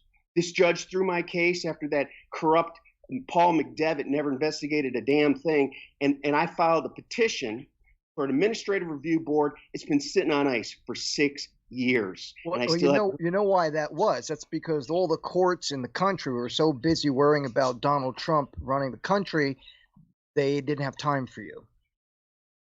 Well, if Mitch McConnell couldn't have inserted all those corrupt judges to make sure that people like you and me never walk into a courtroom, we wouldn't have that problem. I agree. I'm just saying that I'm exaggerating, of course, but yeah. You know what I mean. McConnell has been the disaster of America. He's an excellent tactician. He set out his objectives to destroy our sacred institutions on behalf of dark money, and he's done a fabulous job. And his wife, Elaine Chao, former DOT secretary, she destroyed labor when she was Secretary of Labor under the Bush administration. She was epically corrupt under the DOT. She's a member of the CCP, the Communist Chinese Party, with her father, James Chao. And of course, if you want to dig deep into it, Dan knows all about, the bailout since 9/11. The consequences of 9/11, gentlemen, have been devastating to the United States of America. And in so many ways, this show would have to continue for quite some time. And the sun's already rose where I'm at, but nonetheless, if you look at the Pension Benefit Guaranty Corporation, hey, guess what? Look who's directing that. Most people don't even know what that is. Most pilots are so stupid, and the problem we have with pilots is that the institutional knowledge is pretty much all gone. The average age of pilots right now is 48. Dan and I and my friends, like my buddies at UPS that know what went on and several others, they say, hey, we're the old timers now. We've lost the institutional knowledge to protect the industry. The companies have figured out how to control the unions. And so we have no enforcement. The FAA is corrupt, and we can only hope that through venues like this, like Dan said, hey, you know what? We're the good guys. We're fighting to show the truth to make our country great again. Okay? And so to reinstitute sacred institutions that really do have honesty, integrity, decency. There is no decency. It doesn't exist. It's a shameful nation. Richard Blumenthal said every American deserves their day in court. Well, I'll tell you what, Richard Blumenthal, I'm still waiting for mine. And I have more than enough evidence, and I deserve it, and I want it. And I won't rest until it happens. Oh my, So an that's why I'm explosive here, guys. rant here by yes, an explosive rant here by Doug Greene. My God, wow. That was pretty wild there. Yes, it was. Gotta play the horn there for Doug Greene, like we're on some sort of hip-hop radio show. Yes. I forgot to tell you one thing. I'm actually having a blast, you guys. I actually forgot to tell you, when it comes to the Pension Benefit Guaranty Corporation, this is all about the golden parachutes that guys like, you talked earlier, and you made a really great point, Michael. You talked about unity of 9/11 after 9/11, right? And how they used it as propaganda, and it did. It worked. It brought Americans together. It really did. Just like after World War II, the same thing happened. And back then, a lot of the corporations appreciated the employees and the labor and the workers, and they started to institute pension benefit plans. And Dan knows all about the pension benefit plans because that's why he lost $4 million in retirement as a result of 9/11. That's a lot of money. They used that as a reset to raid the pension funds and to take away these golden parachutes for guys like us that have worked so diligently as staunch professionals to protect the flying public. And so now guess who's running the Pension Benefit Guaranty Corporation, the director of that program. Well, it just happens to be none other than Gordon Harto Genesis, who is Mitch McConnell's brother-in-law, who's married to Grace Chow of the Chow family, directly linked to Elaine Chow and Mitch McConnell. And Mitch McConnell doesn't give a damn about this country. He sold it out to China on behalf of the CCP and his wife and his family, and James Chow, who runs the Foremost Group, which is the largest shipping company, alleged to be headquartered in Manhattan. Alleged, but he has a 25-story office building in Shanghai, China, and all of his routes run to countries all over the world for raw resources and materials to feed the war machine for China. And all of his ships are built in communist Chinese naval shipyards and funded by Chinese banks. Oh my, So, Doug, I got to ask you this, and this is a little bit different, though. I mean, we're kind of going off the rails here ever so slightly, Doug, but I do have to throw this in there. As you know, we are having some conflict with China. We are seeing they have a conflict with Taiwan. It seems like a war with China over the island of Taiwan appears pretty imminent. Taiwan and Hong Kong. What do you make of that, Doug? Do you think we're actually going to go to war? Are we going to see the same way that we united, I guess you could say, after 9/11? Are we going to see that with China in the near future? Well, personally for me, that's a little bit above my pay grade. But from my own observations, if you look at the national debt clock, the chances for the for the United States of America to go to war with China are highly unlikely, because we're indentured servitude to China because of the enormous debt that they own us. We're a little embedded with them. Yes, that is true, Doug. They own it. If I may just interject for a moment, I was just watching something today from a subscription I have on YouTube from this guy who does a lot of fact checking, and I kind of believe what he said. He's a decent man. He explained how that if World War III is to come into play, the possibilities of there being a nuclear war, first off, are probably slim to none, and it's because both sides know total annihilation. If they hit us, we're going to hit them, and it's all over. So it's probably going to be some sort of a tech war where there'll be they could shut down power grids and the possibility of clean water or something like that. No internet, no things of that nature. So I sincerely doubt there would be any sort of nuclear war, but I do believe there would be a cyber tech war. If it did elevate, see, the thing is, I mean, one of the key instigators, in my opinion, is Iran. Iran is going to attack Israel. As a result, we would back Israel, and then Russia and China would back Iran. So even though these two countries have great armies, giant armies, it is America and the Second Amendment that prevents these countries from invading us. Because even though we have less people in the army, or the military, I should say, countries like China know, and they have even said it. We can't invade a country like America because we know there's too many Americans who stand with their guns, and that's probably how I see it. So there is a great possibility that we are going to go to war with China because of what's happening. I have a great fear of that, and that's all I had to say. Good point. Well taken. What do you think about that, Dan? Well, I haven't really followed the China situation that closely. I do subscribe to Brendan O'Connell's YouTube channel, if you know who he is, and we were tagging around last year, and he keeps me apprised of what I need to know. But I agree with you that Iran is aligned with Russia and China, and that is a catalyst in the Middle East that could precipitate a war sometime in the future. So I haven't been following that close because I've been busy with other matters that I'm dealing with right now. But if I could just one more time mention on our website at 911pilot.org, we got this Join Us page. We're getting people from all over the world joining us via our website.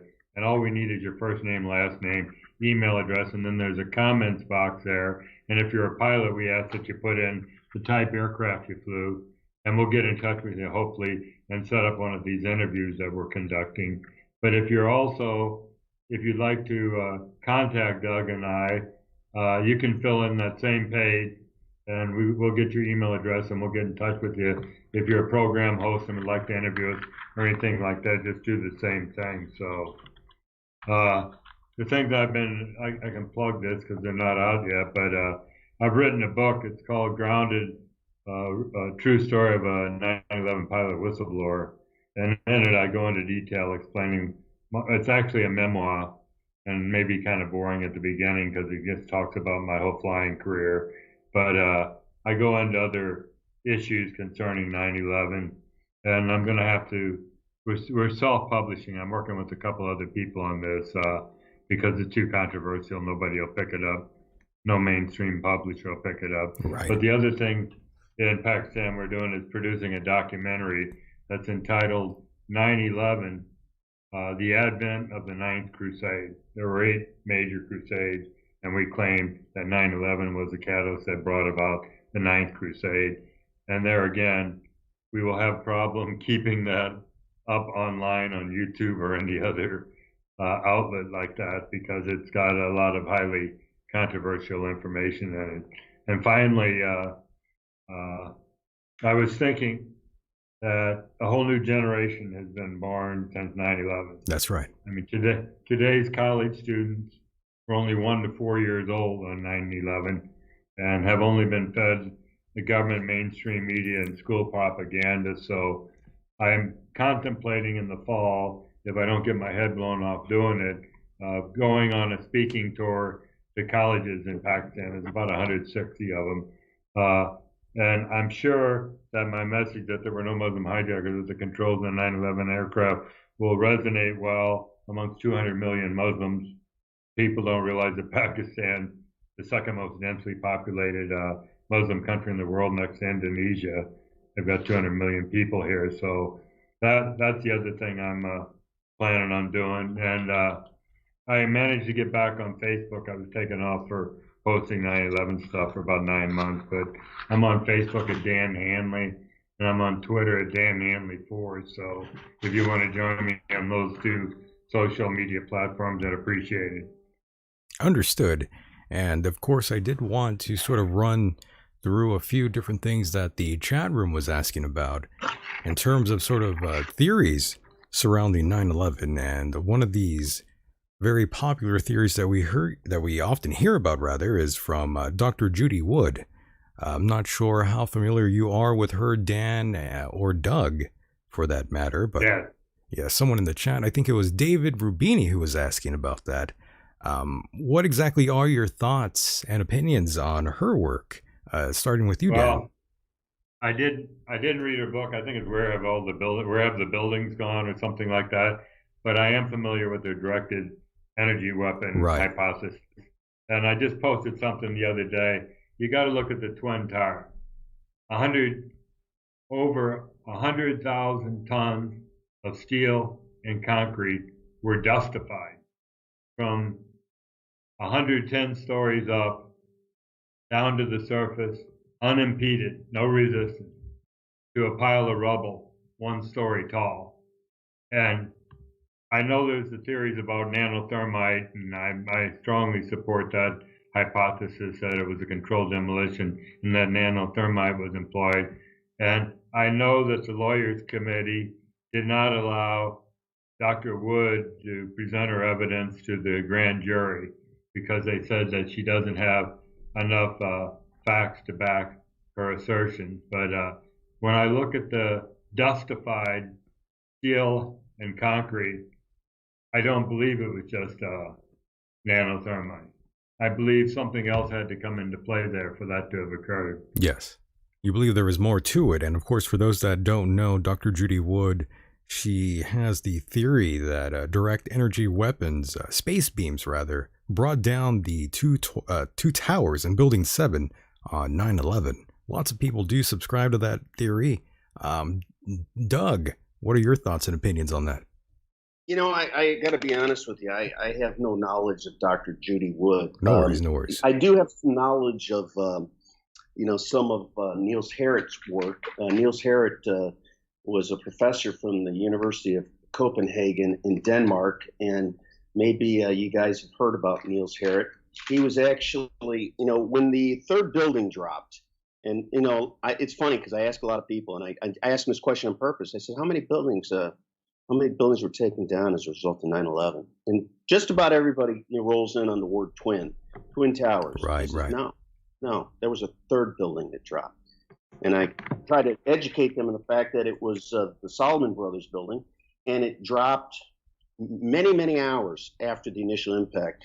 And Dan knows better than I do. What's the narrative on that, Dan? That they say it was a result of office fires from the Twin Tower buildings. Initially they said that, and then the lawyers committee and architects and engineer brought in information, and then they backed off and said, well, no, there was a structural beam on one corner of the building that gave way and caused it. Well, the University of Alaska at Fairbanks did a 4-year study, and it's the National Institute of Standards and Technology that's representing the government that's trying to stonewall the lawyers committee and the architects and engineers and others on this. But the study that was conducted by the University of Alaska using computer modeling has conclusively proven that 44 structural beams collapsed almost simultaneously, which would indicate a controlled demolition, and not just as one beam that missed. And that's where it stands right now. And that's where the Department of Justice and NIST are up against the wall. And like I said, it would be a slam dunk case if they got it before a grand jury. It would be all over. And I applaud the lawyers committee and that whole group that's doing that work, and hope we can join them ourselves as pilots next year. But the system is so corrupt. I mean, even what we're doing with the FAA, the system is so corrupt, and they cannot allow the truth to come out. There'd be riots in the street. So I'm going to run the full gamut with our organization all the way to the top and exhaust all possibilities and see where the chips fall. Yeah, no problem. No problem at all. And we are coming to a close very soon here, and there's still more theories being asked about. And of course, the no planes theory is a very popular theory out there. Dan, I'm not quite sure how you feel about that, nor do I know how you feel about that, Doug. Some people say it was What is that, Michael? What is that? They're saying it was like a projection of sorts, like a hologram. It was not a plane per se. That's what some people. How could that be? Some people believe all kinds of things. But go ahead, Dan or Doug. Go ahead. I know all about the CGI. I've seen the photographs. I've seen the films. I've seen the nose coming out the other side of the air. The Twin Towers, which was impossible. I've seen the picture of the wing disappearing on the film coming in, the left wing disappearing on it, okay? So I know where they're coming from, but we don't go there with our organization. We don't say what happened on 9/11. We're saying what could not have happened, and that is the hijackers couldn't have flown the airplane. Now, I personally do not subscribe to the no planes theory for a number of reasons. I mean, I feel like there are too many eyewitness accounts seeing an airplane striking the buildings, but I don't debate that issue anymore. I used to on social media, and I got tired of getting beat up by people trying to prove their point. So I don't even go there anymore, Michael. I had a personal friend who was walking to work and saw it actually happen. So Dan, just to piggyback on that a little bit, to share with Michael and Mike in the audience a little bit about the 767 and the configuration with the pod in the bottom in the picture, so they understand what possibly could have contributed to that. Okay, we're almost out of time, but I'll try to make it quick.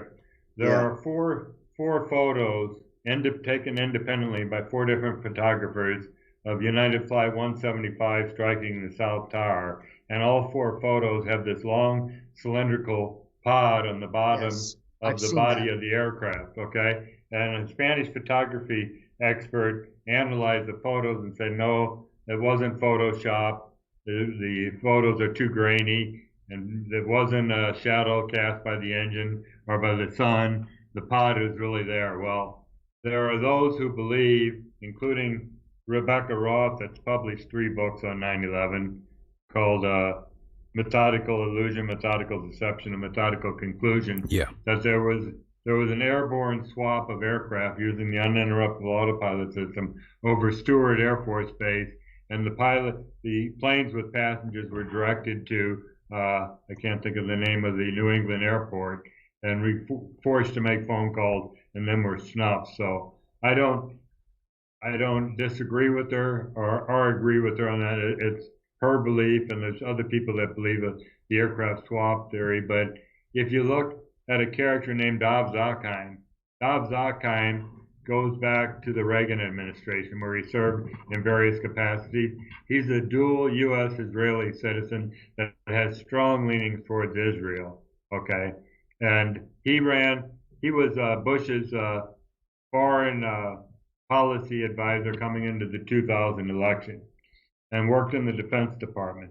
But he was also the CEO of a company called System Planning Corporation that developed a system called the Flight Termination System that Rebecca Roth mentions in her book, okay? And this system was designed to abort, say an example, aboard a malfunctioning missile test launch. Okay, they launch a missile and it misfires, and they got to drive it away. So it takes remote control of the airborne vehicle and drives it where they want to.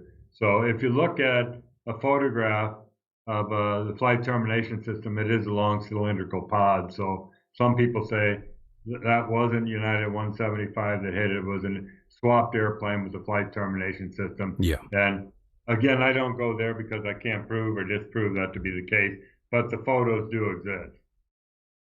Understand. And I've seen them. Yeah, I have too. And I think that's an interesting theory, but like you said, we can't prove it.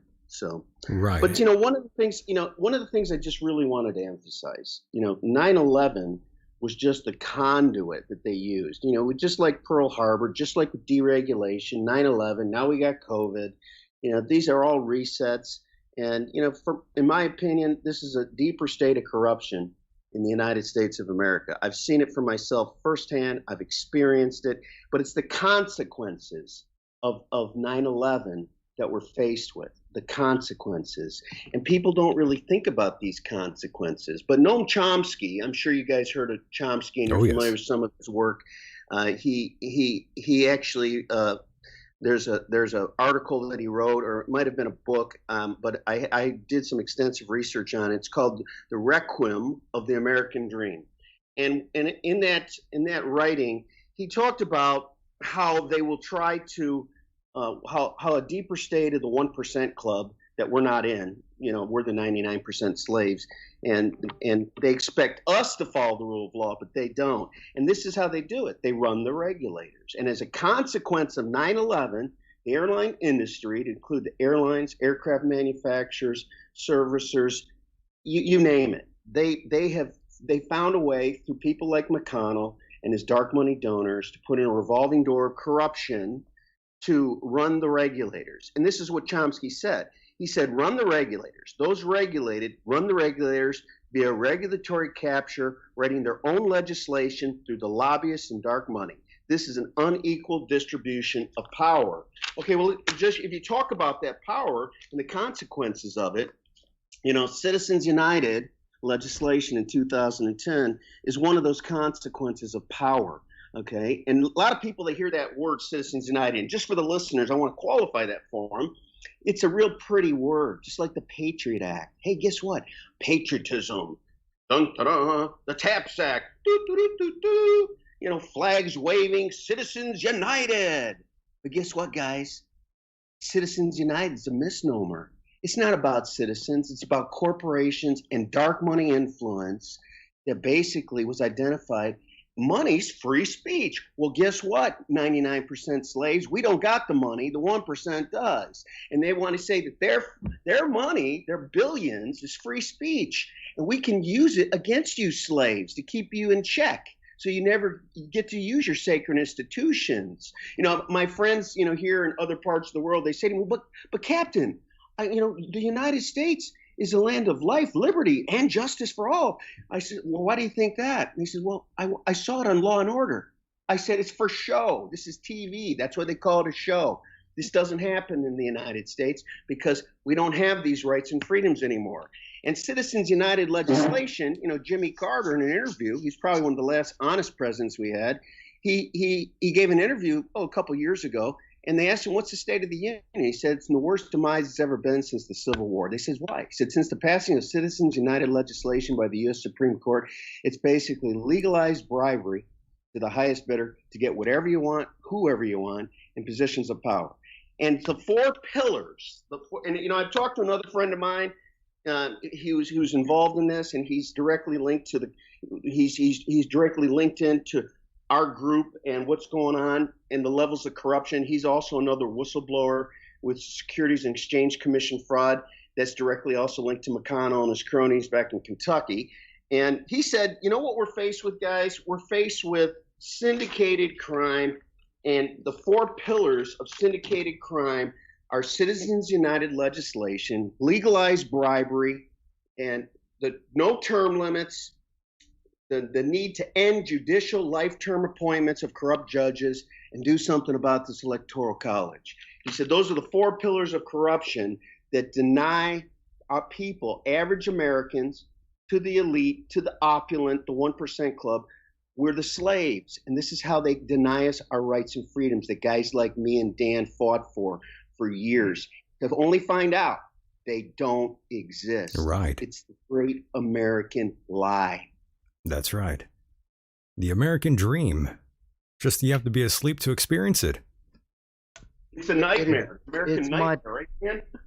It's my personal belief that the administration, let me just put it this way, the elites who run the country and or the world, it is my personal belief that this country has been infiltrated, if you will, right, by certain individuals in high positions in power, and have gotten into the position of our government and are making the changes. I mean, I don't know how much you guys are keeping up on what's going on out here, but I mean, there is a definite with the administration we have now running the country, there is a definite possibility that they're moving towards a socialism type of country. I mean, our corpse of a president who can't remember his own name at times has recently, he's going to have spent $6 trillion in 4 months. I mean, that's unheard of. We've already passed budgets. It's beyond. They are trying to bankrupt this country. I mean, not to get off the subject of what we're talking about here, guys, but I mean, the world is in a shithole right now. Right. Especially this country. And without this country, who polices practically every country in the world, I mean, we have been the superpower. Without America running it the right way, we are not going to be in charge anymore. And if we are, I think it would be a ploy, a stage show, if you will. So things are bad all over, and I don't see anything getting any better. And they just keep handing out money and spending money. I mean, what's our deficit at? Like $30 trillion? I don't think anyone really cares anymore, to be honest. Nope, exactly. Yeah. No one gives a shit. Yeah. Well, it's out of control. What are you going to say or do about it? There's nowhere to turn. What are you going to do? Write your politicians and then complain about it? Nobody's going to listen to you. I know we're going to close out the program here, Michael. Oh, we still got a little bit of. We still got a few more minutes to go. It's okay. Go ahead. We're good. We're good. Okay. I think the problem that we have in the United States, if not the world, is we're living in a police state. With the advent of NSA illegal wiretap, the Patriot Act, Homeland Security, people's fear that the FBI is going to come in, kick their door down, and take their laptop computer and arrest them and all that. People are afraid to speak out. And all I can say is in spite of the 2% figure I quoted you on whistleblowers, do it anyhow. because the only way we're going to be able to turn it around is if enough people start speaking out. I mean, the censorship going on in social media right now indicates how concerned they are that we're all out talking to one another. And I pretty outspoken, so I may get taken off Facebook and Twitter. You might again. You and us both. That might happen. Yeah, you never know. And go ahead. But I appreciate, Michael, that you have programs like this, because the corporate-owned, I should say Zionist-owned and controlled mainstream media has such a lockdown and is spewing out such propaganda. And Doug and I would never get our day before a mainstream media camera, or if we did, they'd crucify us and call us a couple of idiots. So our last bastion of hope are programs like this. Still go out on social media. If you are someone out there that has sees wrongdoing, go on a program like Michael's or any of the other programs out there and talk about this stuff, because we got to get the word out to people, because too many people are sleeping, too many people are afraid. I agree.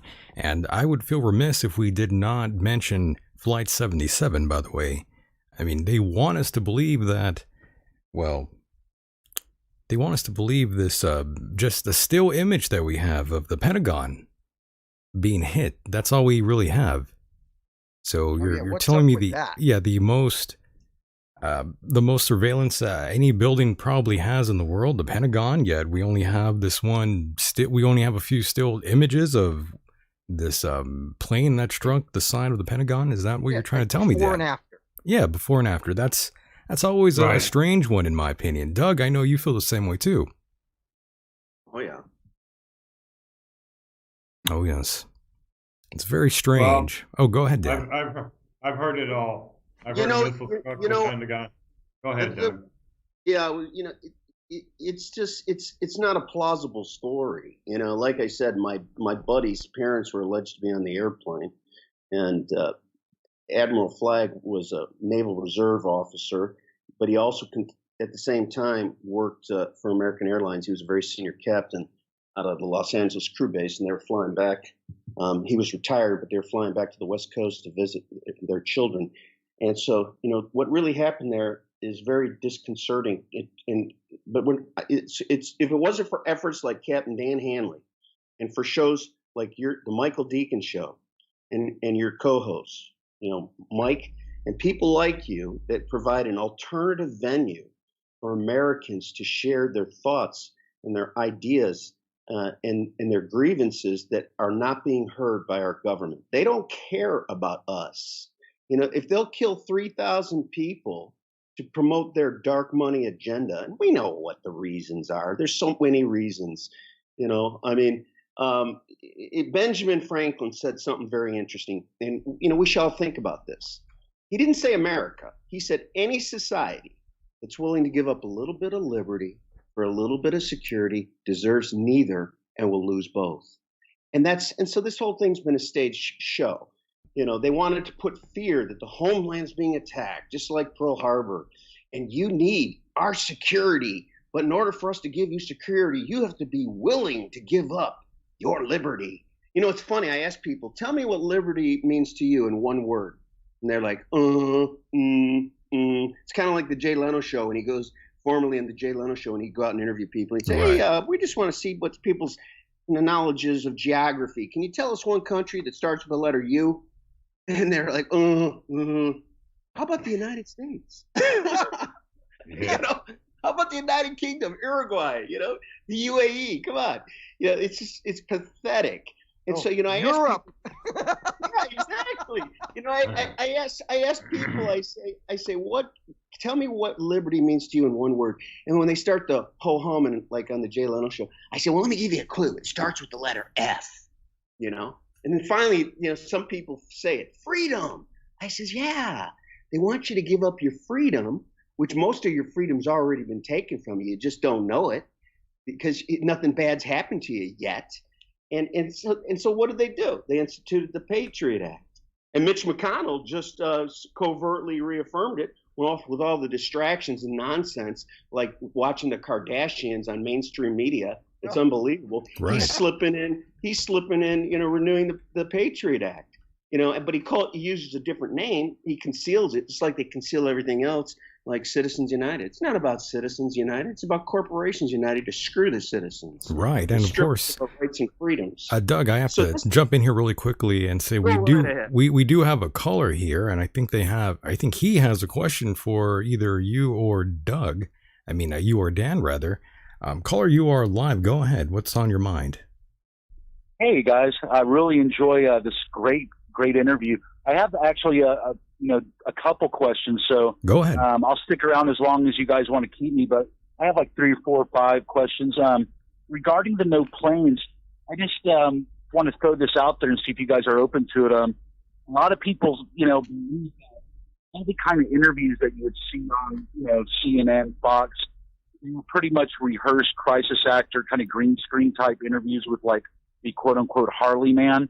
Have you guys ever seen that famous little clip of the Harley man? He was the guy that gave the first major, like on the spot, like impromptu, supposedly a question and answer interview from a witness. You guys know about the Harley man? Are you talking about 9/11? On 9/11, right? Yeah, we're going back to 9/11. Very vaguely, I do recall a story of someone like that, either that or, of course, the firefighter that we all heard talk about explosion. Everyone heard his account, but yes, early on I did hear of that, but it was sort of like something you hear and then. My point was that go ahead. One of the journalists said that they didn't think that that could be orchestrated, but you don't want to go too far out. But what some people believe, with that school shooting in Connecticut, I don't want to get your channel banned or whatever, but blank hook incident. Right. A lot of that, could have been pre-recorded, staged, and same thing goes. Like there's a lot of crisis actors out there for some of these events. If you believe these theories, which you definitely do. I mean, I could, really show you. I'm sure they've seen them, but if not, there is some really great footage to be seen. But anyways, that's one idea. Just going to pipe in some sound, and a lot of experts have shown that it looked very CGI. Also, but what I wanted to ask them, they were talking about architects and engineers. A lot of people think that they could be disinfo. I've booked them on shows myself, and very knowledgeable. But it's kind of like one of the people in chat put, it's 90% accurate, but 10% disinfo. It's like a house of cards. So yeah, there's been some arguments about just that, what you are mentioning, the fact that they don't really tell you or they don't really disclose who they think is responsible for anything. They sort of gloss over that fact. But yes, I agree with you. Well, I know Richard Gage. I wanted to ask them, have they heard about? Oh, go ahead. Have you guys heard about this helicopter pilot that supposedly developed the software for real-time CGI insertion?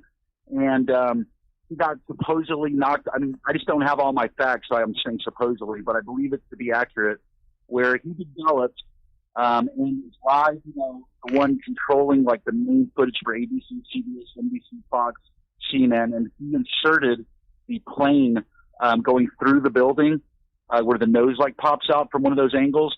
Long story short, he ended up getting knocked off a few years ago. Are you guys familiar at all with that? With this guy's work? No, I'm familiar with the nose popping out. Or that theory, that gentleman was he developed the software for CGI real-time insertion from a helicopter. He was a helicopter pilot, and he got knocked off, because people were asking too many questions, and he was giving too many answers. Wow. Anyways, that's just really very interesting because it does support the no planes. But, hey, if there were planes, great. But anyways, and you can't hear a word you're saying. Last question. There we go. You guys are pilots. I know this is very controversial. Depending on where you're sitting, it could be the craziest question ever asked, from the brainwashing and we are losing this call that we've all been through. If you mind believe control. Theory, Caller, you're stop moving around. You got a really bad connection. We can't hear you. Yeah, your phone is just shit. Are you familiar with the flat Earth theory? Yes, I am. God. I'm familiar with it. Unfortunately. I mean, that's the point of the question. I know it's the craziest question ever. However, some pilots have looked into it, and they swear up and down by it. There's infrared aerial photography from airplanes right now where you can see 500 to 700 miles away.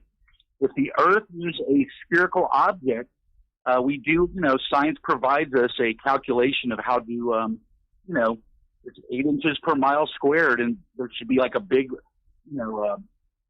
massive, piece of the Earth between you and that object. You shouldn't be able to see it, even though they're very high up. With infrared photography, they can see way too far away for it to be a spherical Earth.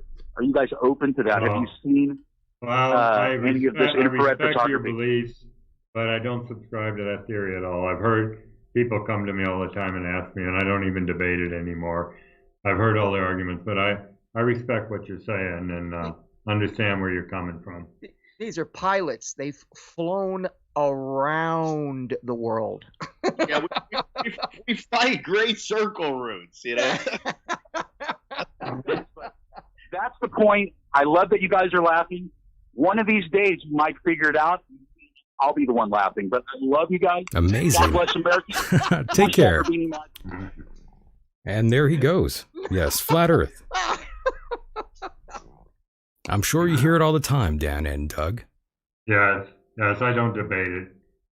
I've heard all their arguments, so it's just like the no planes. I don't debate it because it's not relevant to the work we're doing at 911pilot.org. We got a real simple statement that's attacking the official narrative, and that is the pilots couldn't have flown the aircraft. Whether or not there were aircraft or not, whether or not there was an aircraft swap, we're just making that statement and saying it was the uninterruptible autopilot. Right. And Doug, your thoughts and opinions on the flat Earth model? Well, like I say, we fly great circle routes, so I subscribe to Dan's response.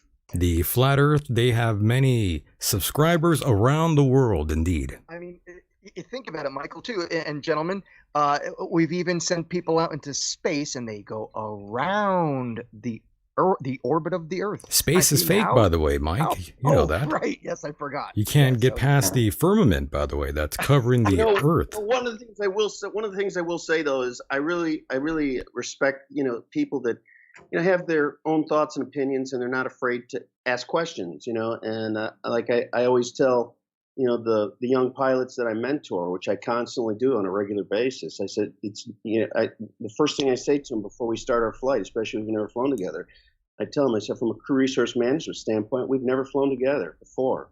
But it's very important that you are not afraid to ever speak up or ask a question. There's not a dumb question. And I tell them, I says, it's easier to ask a question than it is to ask for forgiveness later. So don't be afraid to ask a question about any thoughts or ideas you might have. My goodness. Questions are one thing, but I mean, when the science has proved, I mean, there's so much science out there to prove. Yeah, that's true. I mean, that's just conspiracy, what it is. Yeah.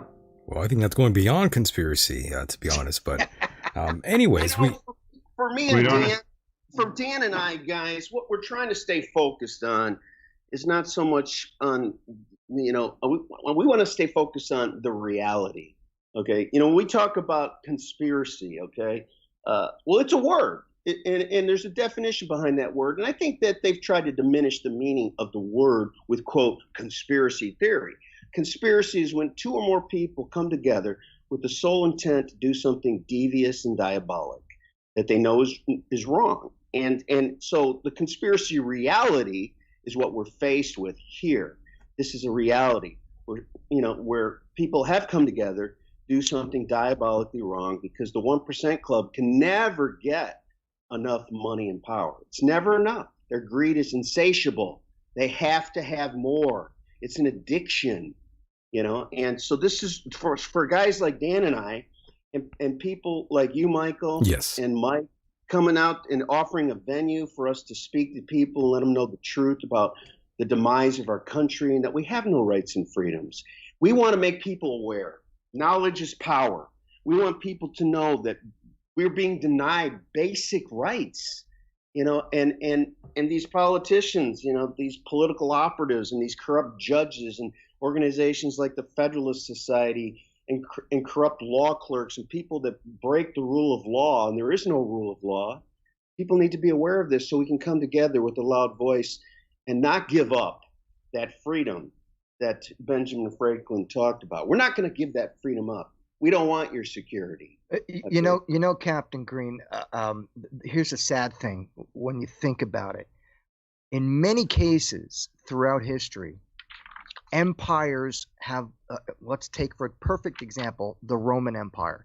The Roman Empire, I believe, lasted for 300 years until it collapsed as a result of what I consider to be a lax in their ability to control things. They got too comfortable, sort of spread themselves too thin. Boom, they fell apart. Same thing happened with the Mayans. They exhausted their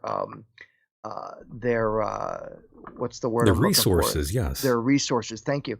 So I hope this never happens, but I'm going to bring it up. It seems to me that the possibility of America falling to some extent, if you will, is very great. I mean, we've been doing the country as a free country. All empires fall, indeed. You're right. Exactly. So we've been over 200 years. The possibility of it happening is very close. And it's all because there's so many people in the world now. The world, and it's become smaller with the internet. It's crazy what's going on. 100 years ago, we had 1.5 billion. In 100 years, we have gotten 6 billion more people. Yeah, this COVID thing needs to hurry up. We got too many people here. Yeah. We got to get rid of people here.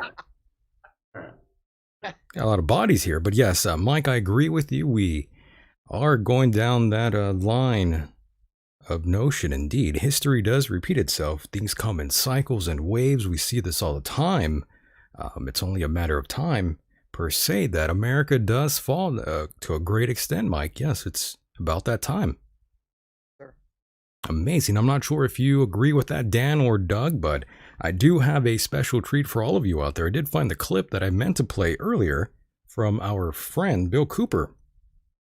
Let's play that clip. I'm not sure if Mike has ever heard this, so this will be a treat for him. This is back in 2001, by the way. Let's this is before 9/11. For those that don't know. Supposedly, a CNN reporter found Osama bin Laden, took a television camera crew with him, went into Osama bin Laden's hideout, interviewed him and his top leadership, and he came out and told everybody, within 3 weeks, Osama bin Laden is going to attack the United States and Israel. Now, don't you think that's kind of strange, folks? You see, because the largest intelligence apparatus in the world, with the biggest budget in the history of the world, has been looking for Osama bin Laden for years and years and years, and can't find him. Some doofus jerk-off reporter with a camera crew waltzes right into his hideout and interviews him. And I'm telling you, be prepared for a major attack. But it won't be Osama bin Laden. It will be those behind the New World Order. That was June 28th, by the way. The clip's not over yet, but this is June 28th, 2001. Let's keep going. Michael, yes. Where did you find this? And how is it still on the internet? Magic, I guess. Here we go. Oh my gosh, that's amazing. I wonder what Osama bin Laden's targets are supposed to be. And if they don't, if this doesn't materialize in the next 2 or 3 weeks, it will eventually materialize because they haven't succeeded in getting the guns out of the hands of the American people, nor have they succeeded in taking our freedoms away. And so I can tell you with a certainty, they must do something terrible in order to stop this backlash and regain the sympathy of the mass herds of sheeple out there. So yes, that was way before September 11th. Bill Cooper was talking about that. It's pretty interesting for those that have not heard that. Dan and Doug, go ahead if you have anything to say. Did I hear him say the mass herds of sheeple? That's right. Yes, sir. Well said. Yes, he was on the ball way back then. Yes, sir. That is shocking. Yes. Very shocking. I gotta say, I am. I don't know where you got that, but I'm assuming you got that off the internet. And yes, that's a broadcast from Bill Cooper, Hour of Time. Was that internet or television? That was on the radio and online. Radio. Yes. Wow, you got to admit, man. June 28th, 2001. I can't even believe that's even still being passed around, if indeed they were trying to hide this, because, I mean, that's amazing. It is. Oh, yes. But just like 9/11 and just like COVID, our government knew way ahead, and there were all kinds of drills going on that morning of 9/11. And, of course, there were all sorts of war games going on that day, and just like COVID, there were all sorts of military exercises going on when the first outbreak happened, too. Yeah. What a coincidence, right? Wow. Oh, my God. Yeah. Yes, just like Ebola. No, there's no real answer for the origins of where it came from, why it started, what happened. No one really knows, just like COVID-19. It's a big mystery, right? Wow. Wow, yeah. Big mystery. I say that with quotations around that, by the way. Big mystery. Yeah. I could tell your sarcasm. We hear it. Yes. And we agree.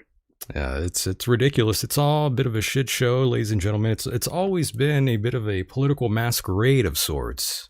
The wool has always been pulled over your eyes. But now it's much more obvious now, Doug. Yeah, it is. And it's really an insult to the intelligence of the majority of the population. They think we're a bunch of dumbasses.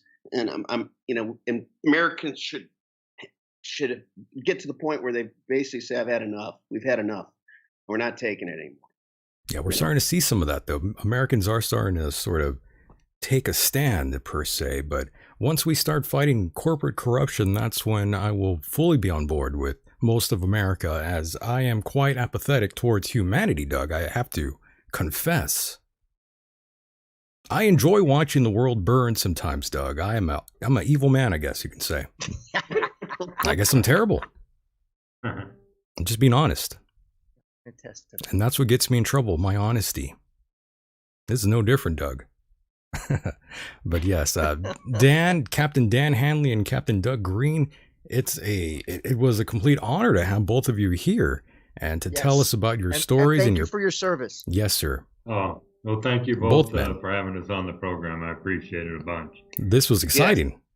We do appreciate it, and thank you for taking the time to extend your appreciation for our service, because, in general, for me, I feel like my service was tarnished, and it was spit on and by my own government that wouldn't even allow a person like me with an honorable record in the military, highly decorated military officer, and an exemplary captain with thousands and thousands of hours and years of experience, and I can't even walk into a courtroom. And I got to spend $500,000 and go bankrupt my family and file briefs all the way to the United States Supreme Court to only be ignored because they know that this case is a slam dunk if it's put in front of a jury trial. But that won't happen. Yeah, we're still hopeful, but it's not likely. And if it's not likely, gentlemen and listeners, there's something wrong with the United States of America. Well, I'm going to send a link to this program to the FAA and every government email address that I have. Yep. Yeah, that'd be nice. Good. Please do that, yes. You want everyone to hear this, even if you have to clip up the show, what we talked about, and send it to all sorts of people. Send it to people's employers. I don't care. Go ahead. Yes, I'm really hopeful that you do that, Nan. Because I think it needs to get to the upper echelons of the Department of. Well, when you talk about it, just for a second, we're talking about the regulators. The Department of Labor. We got Marty Walsh, who's up there now. Okay, Marty. Well, I got a case that's been sitting on ice, waiting for an ARB to have the evidence beyond reasonable doubt put in front of a tribunal, a real tribunal. for honest adjudication. Let's ask Marty Walsh how that's going. Why am I still waiting 6 years? Let's talk to Pete Buttigieg at the Department of Transportation, Right. and ask him. Say, hey, Pete, how about an IG investigation? And you have jurisdiction of the FAA. How about an investigation on why the Department of Labor never submitted documents to the FAA, and even when the FAA questioned it, they just rubber stamped fraudulent findings by Paul McDevitt at the Department of Labor. Why did they rubber stamp that? Pete, I'm asking you for your help here, okay? I faithfully served just like you did in the military. You're now Secretary of the Department of Transportation, and we need a full investigation into this case and into Dan's case and into other pilots' cases like Gerald Brown, Yep. Carlene Pettit, and we need your help. And if you're the real deal, then you're going to make that happen. The real Dan deal, Simmons. Holyfield, right? Yeah, that's what we're faced with. And as far as the FAA, I'd like to know why Steve Dixon is still sitting as the FAA administrator. We have a new regime now. Maybe it appears it's supposedly a friendlier administration. But if that's the case, why is Steve Dixon still sitting as the sitting administrator? Yeah, people need to call up and ask that question, Doug. They need to call right now and say, why is he even there? Why is he being paid? Who hired him? Well, I spoke with Carlene Pettit a few times, and Delta is appealing the judge's decision in her case. And what's your speculation on that? I'm not overly confident that she's going to win. Go ahead, Doug. Yeah, I was just going to ask you. I just thought the audience and Michael and Mike should hear. What's your speculation on how that's going to go down? I don't know. You think they're really going to let the FAA administrator take a hit? I mean, he's claiming when he was deposed, he's claiming he had no knowledge of her case when he was at Delta Airlines. They're going to tell Doug to kick rocks and tell his story. Tell his story walking. That's what they're going to say to Doug. Yeah, probably. Absolutely. Just like, they tried to do to Carlene. I'm pretty sure they're going to overturn the decision. And this is how it's going to go down, fellas, in my opinion. And you should hear this, because this is the buzz phrase that they use. They have created a chilling effect on pilots and those that work in the airline industry. Not just pilots. We have mechanics. We have ground handlers, flight attendants.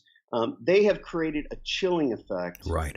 To warn labor, the slaves, that you will keep your mouth shut. Whistleblowers and whistleblower programs are designed to identify people that are willing to come forward with the truth so that we can target and terminate them and make sure that, and we send an example of these individuals to the rest of the laborers, that you will keep your mouth shut. We don't care about safety. We don't care about security. We just care about profits and the shareholders. That's the bottom line. And so what they're going to do is they're going to reverse this. And they're going to say, well, wait a minute. We can't. Delta Airlines is an airline, and we can't, even though we believe, in quotes, that Carlene Pettit may have had a medical problem, and they knew she didn't. It was just a ruse. But we believe that maybe she did, and so therefore, even though it was identified that we were wrong, we're sorry about that. And they smack them on the hand, naughty, naughty, don't do that anymore. Be careful.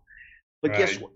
And then they absolve them of it, and then they say, and we have to absolve Delta Airlines of this, because if we didn't, it would create a chilling effect on the airline industry, the leadership, the managers. It would create a chilling effect on them to identify a potential safety hazard, and therefore we're going to have to dismiss this case, just like they did in the Bill Hoper case. That's another story, and that's when you really got to hear it, because that did go to the Supreme Court. And the reason it went to the Supreme Court is not, if it was Hoper's appeal to the Supreme Court, it would have never been heard. Just like I appealed, just like the NBank coordinator Beverly Harris at the Sixth Circuit tampered with my pleadings and pulled pages out on purpose to time me out, so that my petition for rehearing, begging, please hear my case. I have to write a petition for rehearing in bank because you have a corrupt law clerk that wrote a fraudulent decision answering his response in the district court. Please hear my case, circuit court. And then I filed to the Supreme Court, and of course, it's never heard. And you should know, gentlemen, when I filed my briefs to the Supreme Court, in many instances, the parties involved never even followed Supreme Court protocol in filing a waiver of response, either a response or waiver of response. They didn't even do it. And you know why? Because they knew they didn't have to. We don't have to file a response because we got this under control. It's in our sphere of influence. And who's gonna know? Well, guess what? Michael Decon and Mike, you guys made it possible for people to know. God bless you. Love that. I detected some sarcasm in. Yeah. Hey, tell me if Doug Greene doesn't sound like an attorney. He does. I might hire him. I might fire the lawyer that I have and pick up Doug here. Yeah, it's horrible, to think that they're going to overturn Carlene's case more than likely. Are you Jewish, by the way, Doug? No, my last name used to be Greene. I can't hire you then, Doug. I'm sorry. I have a Jew-only policy here.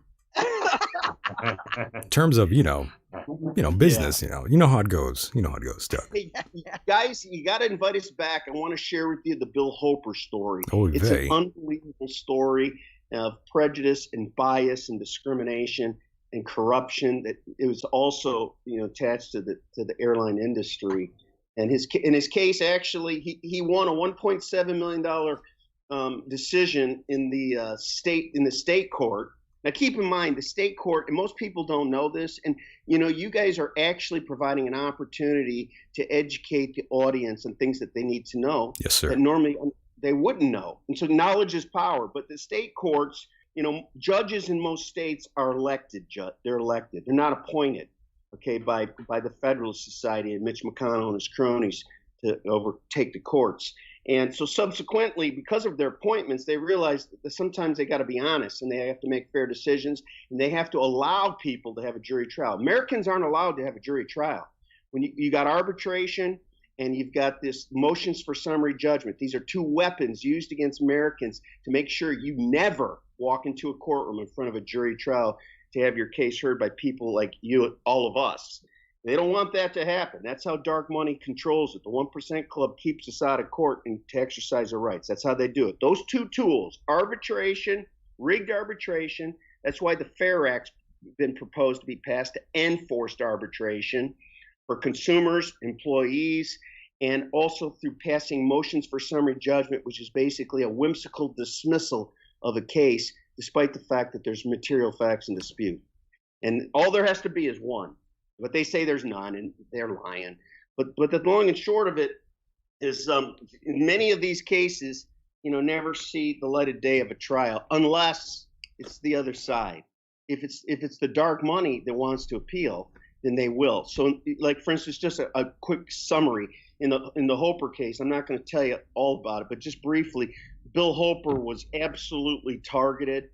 He was, because he enforced safety and security of the airlines at Air Wisconsin, and they set him up to fail. He was a federal flight deck officer. He was in Dallas going through training. They forced him onto a new airplane so they could set him up to fail at the simulator, and he knew what was going on. They failed a motor on him. The guy that was designated to fly with him, he purposely shut down the good motor, and all of a sudden they were a glider. And he knew they were setting him up to fail. It was without a doubt. You're supposed to train the way you fly. Okay, you're not supposed to purposely fail people. It's negative training. And so subsequently, Bill knew it. He said, "All right, stop the sim." He pushed his seat back. He says, "I'm done." He says, "I'm going home. And I'm filing a grievance with the union." Well, they knew he wasn't in a duty status as a federal flight deck officer because he wasn't flying, and he would have violated SOP, standard operating procedures, to bring his weapon to training. Why would he? He would have had to put it in a lockbox with the local law enforcement officers, and that's a pain in the ass. So nonetheless, they lied about Bill. They called the TSA and they says, "Hey, we think you got a pilot here that's he's mentally unstable, and we believe he's armed and on your airplane." Well, they knew he wasn't armed, and he wasn't mentally unstable. He was pissed off. And since when being pissed off makes a person mentally unstable? He had a right to be pissed off because they were trying to end his career for doing his job. And so subsequently, he boarded the flight, United flight. They pushed the plane back. United Airlines, Dan, here we go again. And they pushed the flight back, and all of a sudden the TSA contacted the tower. They told them to have the plane returned to the gate. The TSA stormed the airplane. They dragged Bill Hoper off the jet. They humiliated him in front of other people, treated him like a common criminal. And this is a federal flight deck officer in good standing and a captain for a major airline. And they drug him off the plane. They threw him on the ground, and they basically said, "Where's your gun?" He says, "What do you mean, where's my gun?" He said, "I'm not in a duty status. I don't have my gun. It's in my lockbox at home where it's supposed to be." And so he filed a defamation suit against Air Wisconsin. And he won in the state court. Now, keep in mind, it was a state court. He got a jury trial because the state courts aren't rigged like the federal courts. Mitch McConnell can't control the state courts because they're individual states, but he's got a lockdown in the federal courts across the entire nation, district, circuit, and Supreme Court, all three levels of adjudication. Now, the state courts, because these judges are elected and not appointed for life term appointments, he got a jury trial. All the facts of the case were presented to a jury. They found Air Wisconsin, without a doubt, purposely did what they did. It was defamation. They didn't have grounds to terminate his employment. And he was awarded $1.7 million, and he was supposed to get his job back. Well, nonetheless, they appealed it to the Colorado State Supreme Court. Air Wisconsin did. And the Supreme Court sustained the decision to award Bill Hoper damages, $1.7 million, and get his job back. But see, Air Wisconsin is a very powerful company, and they have a lot of money, just like all the other airlines, dark money donors and connections in D.C. and the power players. And all they got to do is call one of their buddies there who pulls the strings to make things happen. And guess what? Their case will be heard by the Supreme Court. But if it was the shoe was on the other foot, Bill Hoper would never have his case heard, just like none of my cases were heard. And none of any other Americans' cases would be heard in this type of scenario. So the case goes to the Supreme Court, and their theme was, well, we can't have you ruling in this guy's favor, despite it may look like defamation. It may look like we targeted this guy. This would create a chilling effect on the airline industry, and we would never potentially report any possible concerns. Well, Judge Sotomayor, who was one of the few honest judges on the Supreme Court, she basically said, she took the position in dissent, since when is being angry does that medically diagnose a person being mentally unstable? Mr. Hoper had every reason to be angry. But nonetheless, because of this abuse of the chilling effect, using it in opposite on behalf of the airlines to enforce their labor containment program against pilots trying to protect the flying public, they basically dismissed Bill Hoper's case. The Supreme Court, after a jury trial of his peers, ruled in his favor at two levels of adjudication in the state court. Well, the reason they did this is because they knew that this was going to go directly from the state court. After you file an appeal to the state Supreme Court, it goes directly, it bypasses the district court or circuit court, and it goes directly to the Supreme Court if they'll hear your case. But you got to be somebody. You connected to money and power for that to happen. It's a lottery. There's no oversight in the United States of America over the lower courts. You have to establish a circuit court split. But his case never even made it to the circuit court. I established countless circuit court splits. And for your audience and your listeners, a circuit court split means there's 12 circuit courts across the country. And one circuit court can't interpret the law differently than the rest. So case law is established as a precedent that this is the rule of law, and the other circuit courts must follow it. And so if you find a circuit court split that shows a disparity in interpretation of the law, then the Supreme Court's supposed to hear it, and they didn't. Well, they didn't. So this is what we're faced with: this abuse or chilling effect, and the chilling effect is actually against the employees, the whistleblowers that are trying to do their job to protect the security and safety of the flying public and the American people across not just the airline industry, but multiple industries across the United States of America. I agree. Our system is broke, gentlemen. Let me just end my one last note. There's 4 words on the front of the U.S. Supreme Court. Does anybody know what they are? No. Okay, well, I'm going to tell you. Equal justice under law. Gentlemen, I'm here to tell you, it's a woolly mammoth and it doesn't exist. It's extinct. It's not true. It's the great American lie. And if I'm wrong, then let's have the Supreme Court hear my case. Right. Let's have the Department of Labor hear my case that's been sitting on ice for 6 years waiting for an administrative review board judge to listen to my case. 6 years, and I haven't heard a single thing from these people. 6 years. And UPS stole 12 years of my retirement. They stole my income, my pay. I had to start over from scratch. I had to leave my own country. They blackballed me. They're still blackballing me. Now they're trying to steal half of my retirement to punish me and to shut me up so that I don't have conversations like this telling the truth about corporate. Well, it destroyed a 27-year marriage for me and my 2 kids who are now adults, blame me for the divorce, still believe the official 9/11 story, believe it or not. Think I'm a whacked out conspiracy nut and don't talk to me. And besides destroying my career and reputation as a pilot, I lost about $4 million in pay, pension, and stock. So I took a pretty bad beating Right. doing what I'm doing. But that really isn't my impetus. Does it upset me? Do I think about it a lot? Of course I do. Right. 'Cause I'm living off a pension and Social Security right now, much reduced.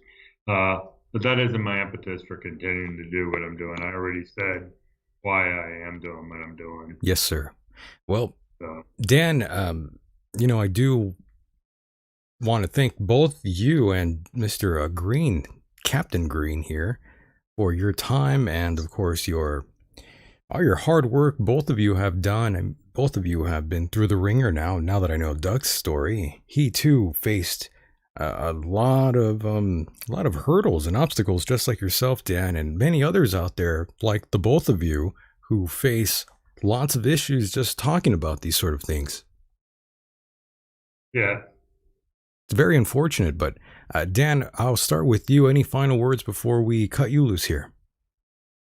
No, I appreciate you having me on, and if you haven't written it down, go to 911pilot.org. It's a pretty easy website to read, and there's some pretty important videos on each page of the site.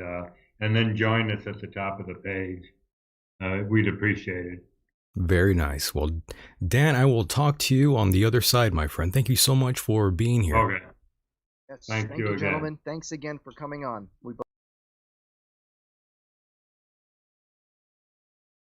Michael? Yes, I'm still here. I was just getting rid of Dan here from the call. Now it is your turn before we cut you loose. Captain Greene, any last words before we let you loose here? Absolutely, and I wish Dan was still on the line. I just want to take a minute to recognize Captain Dan Hanley. He is an intrepid man, and he is literally made out of titanium with his personal resolve. Oh, there's Dan calling me right now. Yeah, he's calling you. He's excited. Well, hold on. Let me answer it on my phone.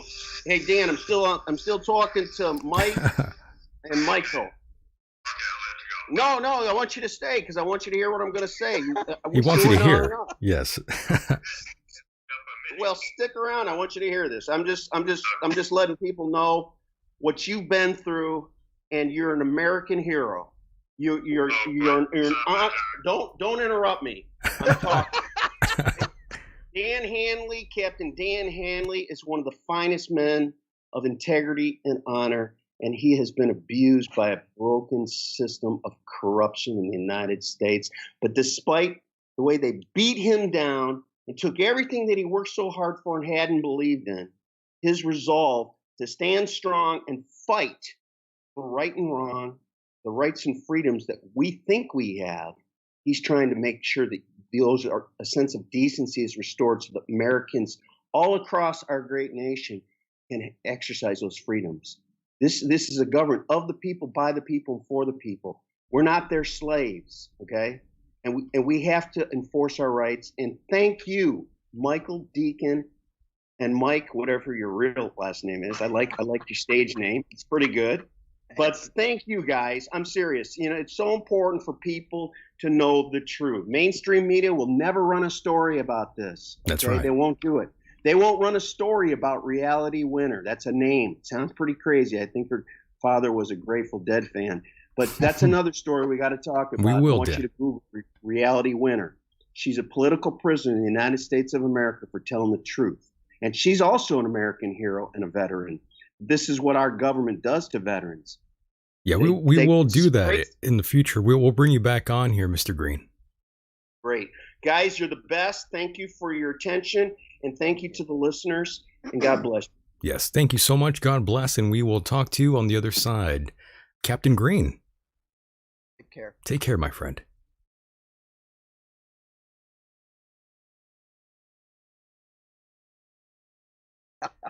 Yeah, he's like, don't talk. I'm talking here, Dan. I got this, Dan. How dare you? That was pretty good, though. Yeah, I liked Captain Doug Greene. That was fun. I always enjoy Captain Dan Hanley, of course. Always a great guy to interview. Always full of passion and information. It's always a learning experience talking to these pilots, Mike.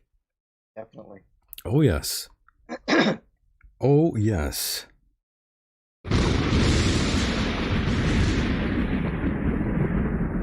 I had to do it. I'm sorry. I did miss that sound effect right there. It's been a while since I've heard it.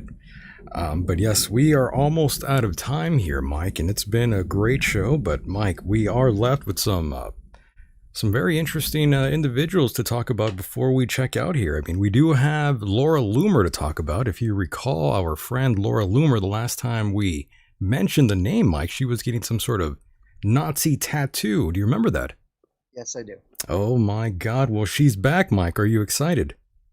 I can't seem to hold it in. No. Oh my God. Let's hear what Laura Loomer has to say. This should be pretty interesting, Mike. Let's hear what she has to say. This is not just about free speech. This is about civil rights. The act of being deplatformed is a civil rights violation. And free speech is not only the bedrock of our society, but free speech is a civil right. And I'm running for Congress again because I feel so passionately about this issue, and I'm not going to stop until I get into Congress, until I win, to uphold our election integrity and to let people know that it's going to be the American people who pick and choose election winners and losers, not big tech. And when I get to Congress, one of the first things I'm going to do is propose legislation to update our Civil Rights Act to include political affiliation as a protected class. Wow, are you excited to hear that news? I don't even know what she's talking about. What is she talking about? She's going to run for Congress, I guess. She vows to run for Congress. And it won't go anywhere, of course, Mike. You know she's not going to win anything. Oh, God, let's hope not. She's terrible. Mm-hmm. She's not going to win shit. Hey, I got to interrupt you real quick. Go ahead. Give you the news. I got my anti-China virus vaccination today. You got the vaccine? I did. And how do you feel? They told me that I might feel a little sick, like a flu-like symptom, but they said it will pass. And that's just like when you get a flu shot. Sometimes they say you'll get it. But so far, so good. So in other words, you're okay. You're not feeling any sickness, nothing of that nature. Fine. You're cool. I'm fine. It was exactly 12 hours ago that I got it. So you're not going to die, in other words. You're good. Let's hope not. Knock on wood. Yeah, you'll be fine. You're not going to die. Come on. No, of course not. You're a strong man. You've defeated cancer multiple times. No one's going to take you out. Vaccine won't kill you, Mike. I hope not. Not you, at least. I mean, you fought cancer. Your immune system is strong. Well, no, it's actually quite weak. No, I mean, in terms of COVID, I mean, your system will not fall to COVID, that's for sure. Even before the vaccine, I think your blood, there was some sort of strange immunity already built up because of the radiation. It probably blocked the COVID. You never know. He did say something. The guy who gave him the injection did say something to me that was quite interesting. He said, even after having gotten the shot, there is a possibility that you could, now check this out, you could actually still catch COVID. However, this vaccine will actually help you beat it because you won't get it as bad. That's what I was told. I see. Yes. So, if you do contracted saying. it, yeah, you won't have the symptoms that would be problematic, in other words. That's the way I understand it, Yeah, yes. I see. Very good. Well, I'm glad you are feeling well and you're not dead, Mike. I'm glad I'm not dead, too. I don't want you to die. Thank you, Michael. I need you alive. We all need you alive, Mike. So no, don't die, please. Please, I don't want. I don't have time. I got too many things I got to get done. Yeah, you don't got time to die. I owe too many bills. Yeah, so what good are you if you're dead? I'd be sleeping a lot better, that's for sure. That's what life's all about. What good are you if you are dead in the ground? You can't get any money out of you. Can't make you work. So why would we want you if you're dead? No one likes anyone who's dead. Come on. So don't die, Mike. Yeah, it's not a fun thing. That's right. So, Mike, we are almost at a close here, and we do have a right-wing pastor to go through here. E.W. Jackson says the Democrats today are no different than the KKK. Well, it's true. He's a black gentleman, by the way. Is he? Yes, okay. sir. Bravo. So this is coming from call, him. sir. He's not wearing a cowboy hat, even though I wish he was. But this is what he has to say. Yeah, let's hear it. But I'm convinced that they'd kill us if they could.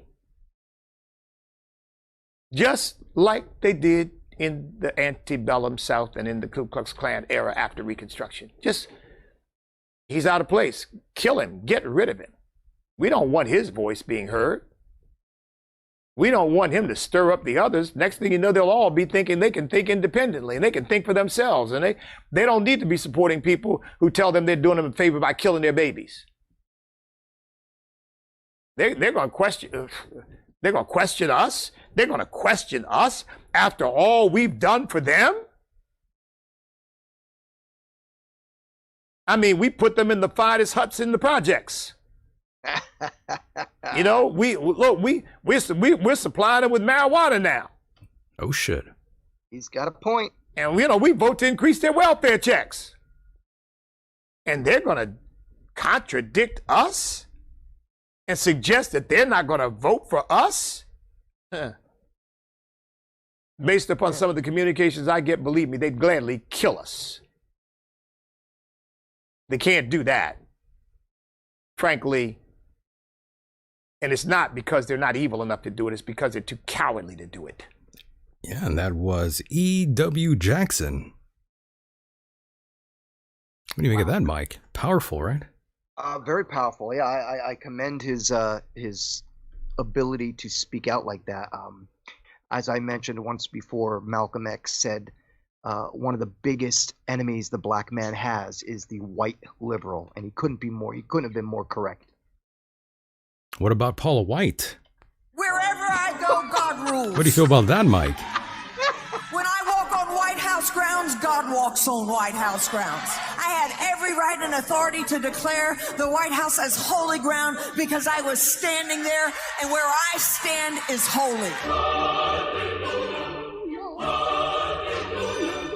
It never gets old. Saying no to President Trump would be saying no to God. And I won't do that. We are in a spiritual war right now. Let every demonic network that has aligned itself against the purpose, against the calling of President Trump, let it be broken. Let it be torn down in the name of Jesus. You want me to tell you what my thoughts are? The thoughts of the King of Kings, the thoughts of the Lord of Lords. I'm downloading heaven. That's my favorite part. Imagine hearing that in bed. Oh God. She's orgasming and she's having an orgasm and you hear that. Oh my God. She starts speaking in tongues when she climaxes. Wow. Oh my gosh. She must be fun. Oh yeah. In a nightmare. In a nightmare sense, yes. I kind of know I'm a little bit cute, all right? I am Paula, who is pretty. Well, maybe I'm not going to be pretty when I'm 90 years old. Here's this former messed up Mississippi girl who lived in a trailer that they called trailer trash. Daddy committed suicide, got pregnant out of wedlock, been married, been divorced. not just once, twice. People go, well, how'd you become the spiritual advisor of the president? We'll get to that later. It's all in there. Michael Jackson, Kid Rock, the president, it's all in there, all right? Thank you, Paula. What a great job you do. The evangelicals. I hear we're more popular than Oh ever boy. But yes, enough of that. Enough of that. Yes, I agree. I agree. It was very wacky, and that was Paula White. Ladies and gentlemen, give her a round of applause. Yes, thank Jesus Christ. So, Mike, I do want to thank you also for being a part of the program. I feel very sad that the show's going to end now. I would want this to last another hour, but, I don't work for free. Mike, if somebody would donate, a couple more $100, then maybe I will do another hour. But until then, I mean, shit, it's over. There's no point. I'm not going to talk into this microphone any longer. What would be the point, Mike? We already went 2 hours, almost 3 hours. Everyone is so... No, it's 3 hours. It's just about 3 hours. Everyone's so unthankful, though. No one is, paying to hear this shit. No one wants to hear this anymore. I'm going to kill myself after the show. I might just end it. The way the show's going, fuck the show. I'm just going to kill myself. This is ridiculous, Mike. Well, you've come this far. I come this far, yes, Mike. So anyways, I do want to thank you, Mike, for being a part of the program. It was a good one. I just wish I drank more beer for the show. That's all. It's my only regret. But aside from that, Mike, I love the guest. I want to thank Doug Greene, Captain Doug Greene, and Captain Dan Hanley. Both were incredible. And if you want to hear a replay of this, make sure to search Michael Decon or the Michael Decon program on all popular platforms, and you will hear me. It's true, you'll hear this. That's right. Sign up today. Patreon.com/Michael Decon, $5 only. Bonus content. Remember, donate. I will die if you don't. You want me to die? You want me to live in the street? Don't donate. And that will happen, folks. Support the program. Mike, go ahead, plug anything you'd like before we cut you loose. Go ahead. Thank you. I want to say thank you to Michael for having me on as co-host tonight. I had a great time as usual. Thank you to the guests who came on, the captains. And also I'd like to thank the listeners, both live and podcast listeners who have checked out the Michael Decon program and listened to our shows. If you're interested in anything that I've done, if anyone is interested in my musical efforts, you can check out MikeHideous.com. That is MYKE, hideous.com. You can also check out my art and photography, which is also for sale, both originals and prints, at SpymanPhotoandArt.com. There's a weird pause right there. Art. Well, you know why? My bird is making noises now that I'm talking. So I was trying to I see. Yeah, I didn't know if I was coming through. So once again, it's SpymanPhotoandArt.com. Lastly, if you are interested in contacting me online through social media, you can reach me at Facebook.com/HideousMike, MYKE. Thank you, everyone. I had a great time tonight. Thank you, Michael. And I'll talk to you soon, buddy. Talk to you soon, my friend. Good night. You have a good weekend, okay? Bye-bye, brother. Bye-bye. All right. Good night. And there he goes, ladies and gentlemen. That was Mike Hideous, the one and only, yes, my co-host. He did draw assignment this evening, and he made us all proud. I did enjoy that, yes. International listeners out there, thank you so much for your support. And by the way, I had no idea Captain Doug Greene was in Germany. Guten Morgen to Doug Greene. It's morning time out there. Yes, lots of German listeners out there. I appreciate all of you. The Russians, the Canadians, the folks in New Zealand, Australia. I see you out there. I appreciate all of you out there. And yes, those of you in the chat room right now. I see you, David and K-Dub and Lilith and Jess. I'm not quite sure I'm saying that right. And Lone Wolf and Kimberly and the End of Days Prophet. Yes, I do want to thank all of you for hanging out with us this evening. It's been a great time. I wish all of you the best of health. I wish you all the best in your future endeavors. Anyone out there listening to this, friend, foe, enemy, anyone who's wished me dead, you have the right to feel that way. All good with me. I appreciate all of you out there. But yes, and Rigo out there, Rigo Vasquez, I think that's his last name. I'm not quite sure. Can't really read from far. Oh, yeah, that was his last name. Yes. Thank you so much, Rigo. We appreciate all of you out there. And my God, what a show. What a show. And I did have more content to bring you, but we ran out of time, folks. Almost 3 hours. And gonna have to leave you with a bombshell here, folks. The next show, I will talk about a former guest, Jeffrey Prather. He is facing some very, very serious allegations, some sexual allegations. I'm not sure if they are accurate or not. I'm not quite sure. We will bring him in on a future episode to talk about these hellacious allegations that are made his way. And this is from an episode that happened in Australia many, many years ago. And, I would like to talk to you more about that. But next show, I promise we will get into this. And holy shit, Jeffrey Prather, the last guy I thought would ever do something like this. So, I'm blown away, folks. I am blown away by this. My head is spinning just thinking about it. I have no idea what's going to happen. I have no idea if he's going to be on the show or not.